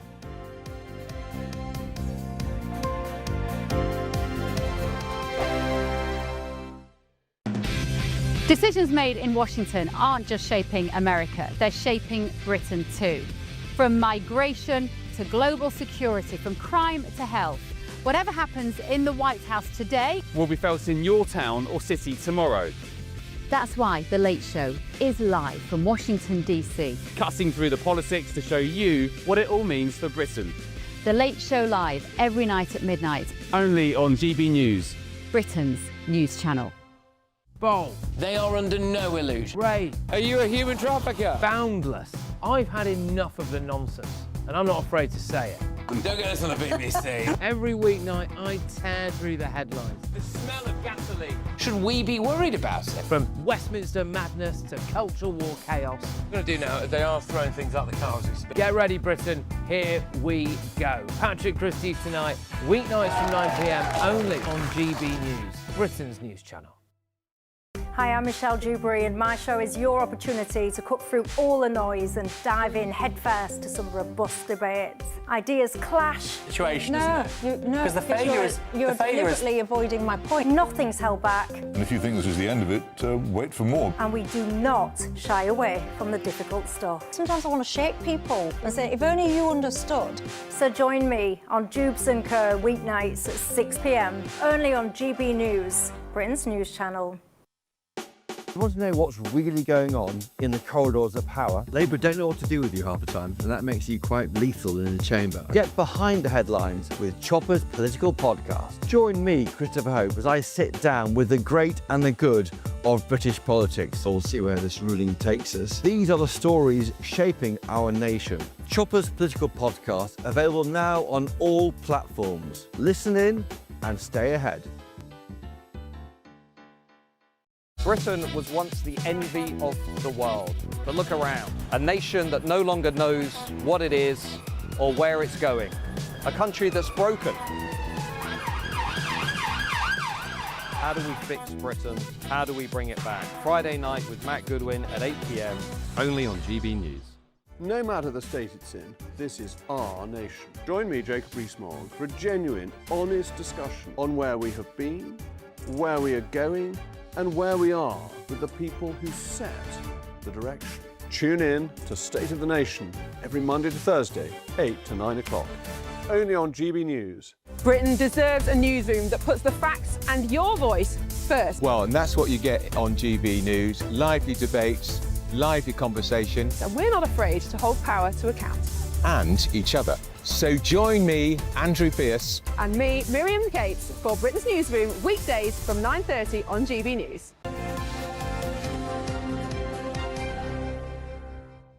Welcome back. Now, today marks London Poppy Day, as serving and ex-service volunteers collect money for the Royal British Legion's annual Poppy Appeal at underground and train stations across London ahead of Remembrance Sunday. Yeah, 3,000 volunteers and armed forces personnel from the Army, Navy, Air Force, all together in the capital, with the aim of raising £1 million for the Poppy Appeal. Well, we're joined now by GB News national reporter Charlie Peters, who's at Waterloo Station for us this morning. Morning to you, Charlie.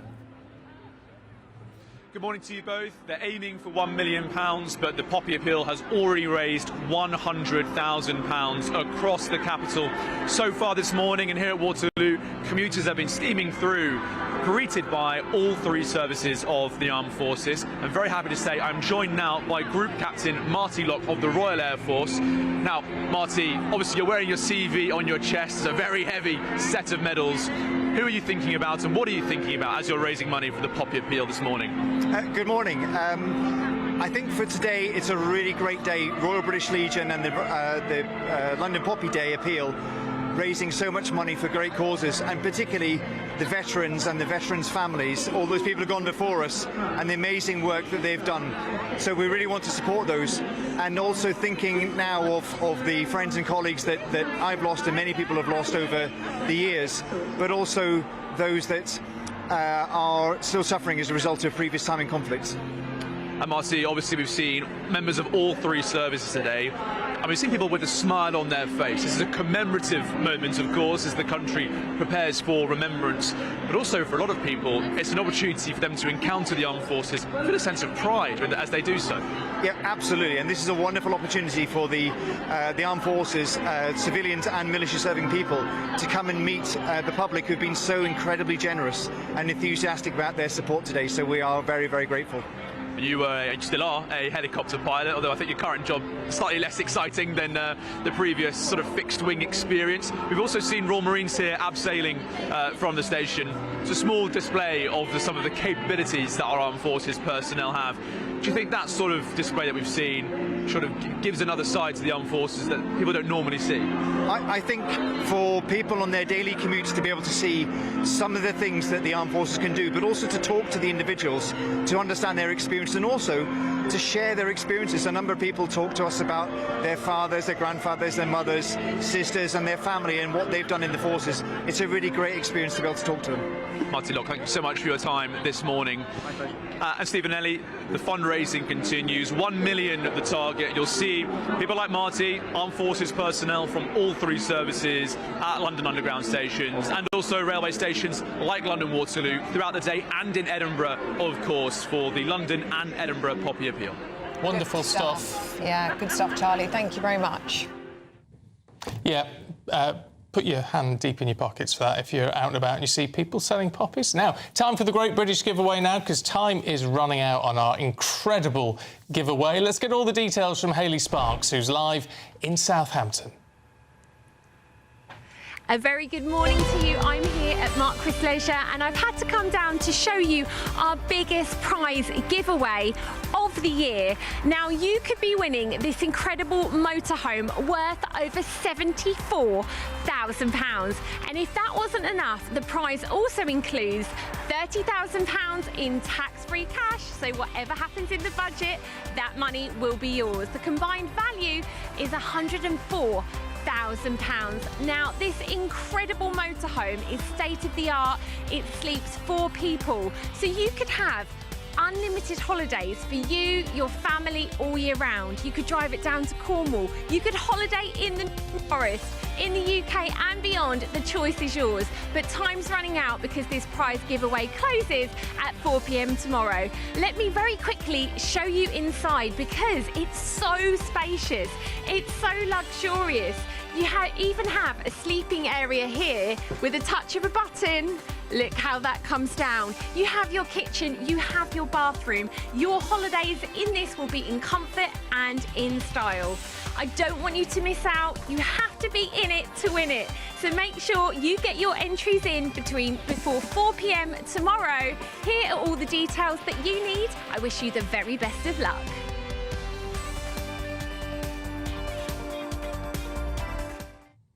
Lovely stuff, Hayley. Thank you very much indeed. Now, Britain's Newsroom is coming up at 9:30. Andrew Pearce and Miriam Cates are here to tell us all about it. Morning, you two. Good morning. We've got a tease. We're going to tease people a little, aren't we, Miriam?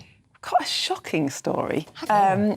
Anybody who pays their electricity bills on time, despite the fact that they've got higher and higher over the last few years, will be shocked to know how people who have failed to pay their bills are going to have their debts repaid. But that's all we're saying for now. Yes, we want to tease about that. And we want to know who gave permission for this. Was it ever cleared in Parliament? Almost certainly not. And, of course, we're also talking about Rachel Thieves, the Chancellor. She is going to raise our taxes, we think, by up to 2p in income tax. Remember what the manifesto said? No rise in income tax, no rise in VAT, no rises in increase in tax for working people. That will be the first time income tax has been raised The basic rate since 1975. But would you rather that, or would you rather a wealth tax and millionaires leaving the country? I'd rather they cut spending. You cut your cloth accordingly, Stephen. That's what I'd rather do. Of course, the argument is the Conservatives saying they could cut costs by £47 billion. But how realistic is that figure? It's a huge figure. Well, it is, but it's actually only a rollback of a few years of benefit spending. If we just went back to kind of pre-COVID benefit spending, we'd save billions and billions of pounds a year. So it is possible. The problem that Rachel Reeves has got really is her backbenchers. She can't cut spending because they won't vote for it. And her party members, they do not want to see income tax going up because that would affect people on the lowest income. Their tax will go up. And very interestingly, they're also trailing, yes, raising the basic rate by 2p, but potentially cutting national insurance by 2p. So people who are working in ordinary jobs will see no change, but people who get their income through pensions or investments would end up paying more because they don't currently pay national insurance. So interesting. And that would be landlords too, because they seem to think landlords are a great source of wealth. The average landlord owns 2 or 3 houses. Yeah. Well, that's all coming up. And we've got the weather coming up too. Thank you, Britain, for helping us reach 8 million followers across social media. Thank you for making us a part of your daily life.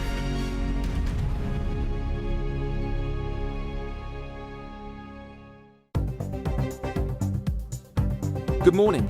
This is the latest AI travel news from gbnews.com. Drivers on the M90 face restrictions due to maintenance. In Gateshead, an incident on the A1 southbound is causing delays.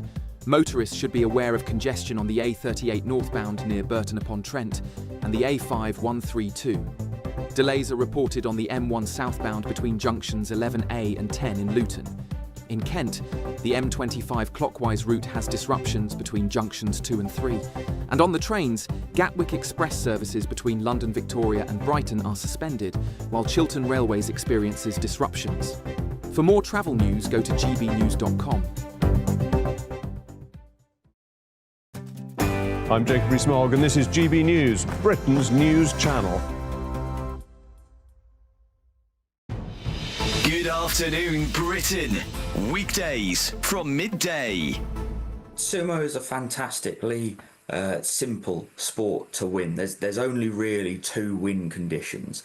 You either drive your opponent out of the doyo, the ring, or you take them to the ground. And when we say take them to the ground, any part of their body other than the soles of their feet which touches the ground, that counts as a loss. Now, how you do this can vary. It varies between wrestlers and their backgrounds and styles. Some will be more focused on the driving and the pushing. Some, particularly with the judo background, more focused on the throws.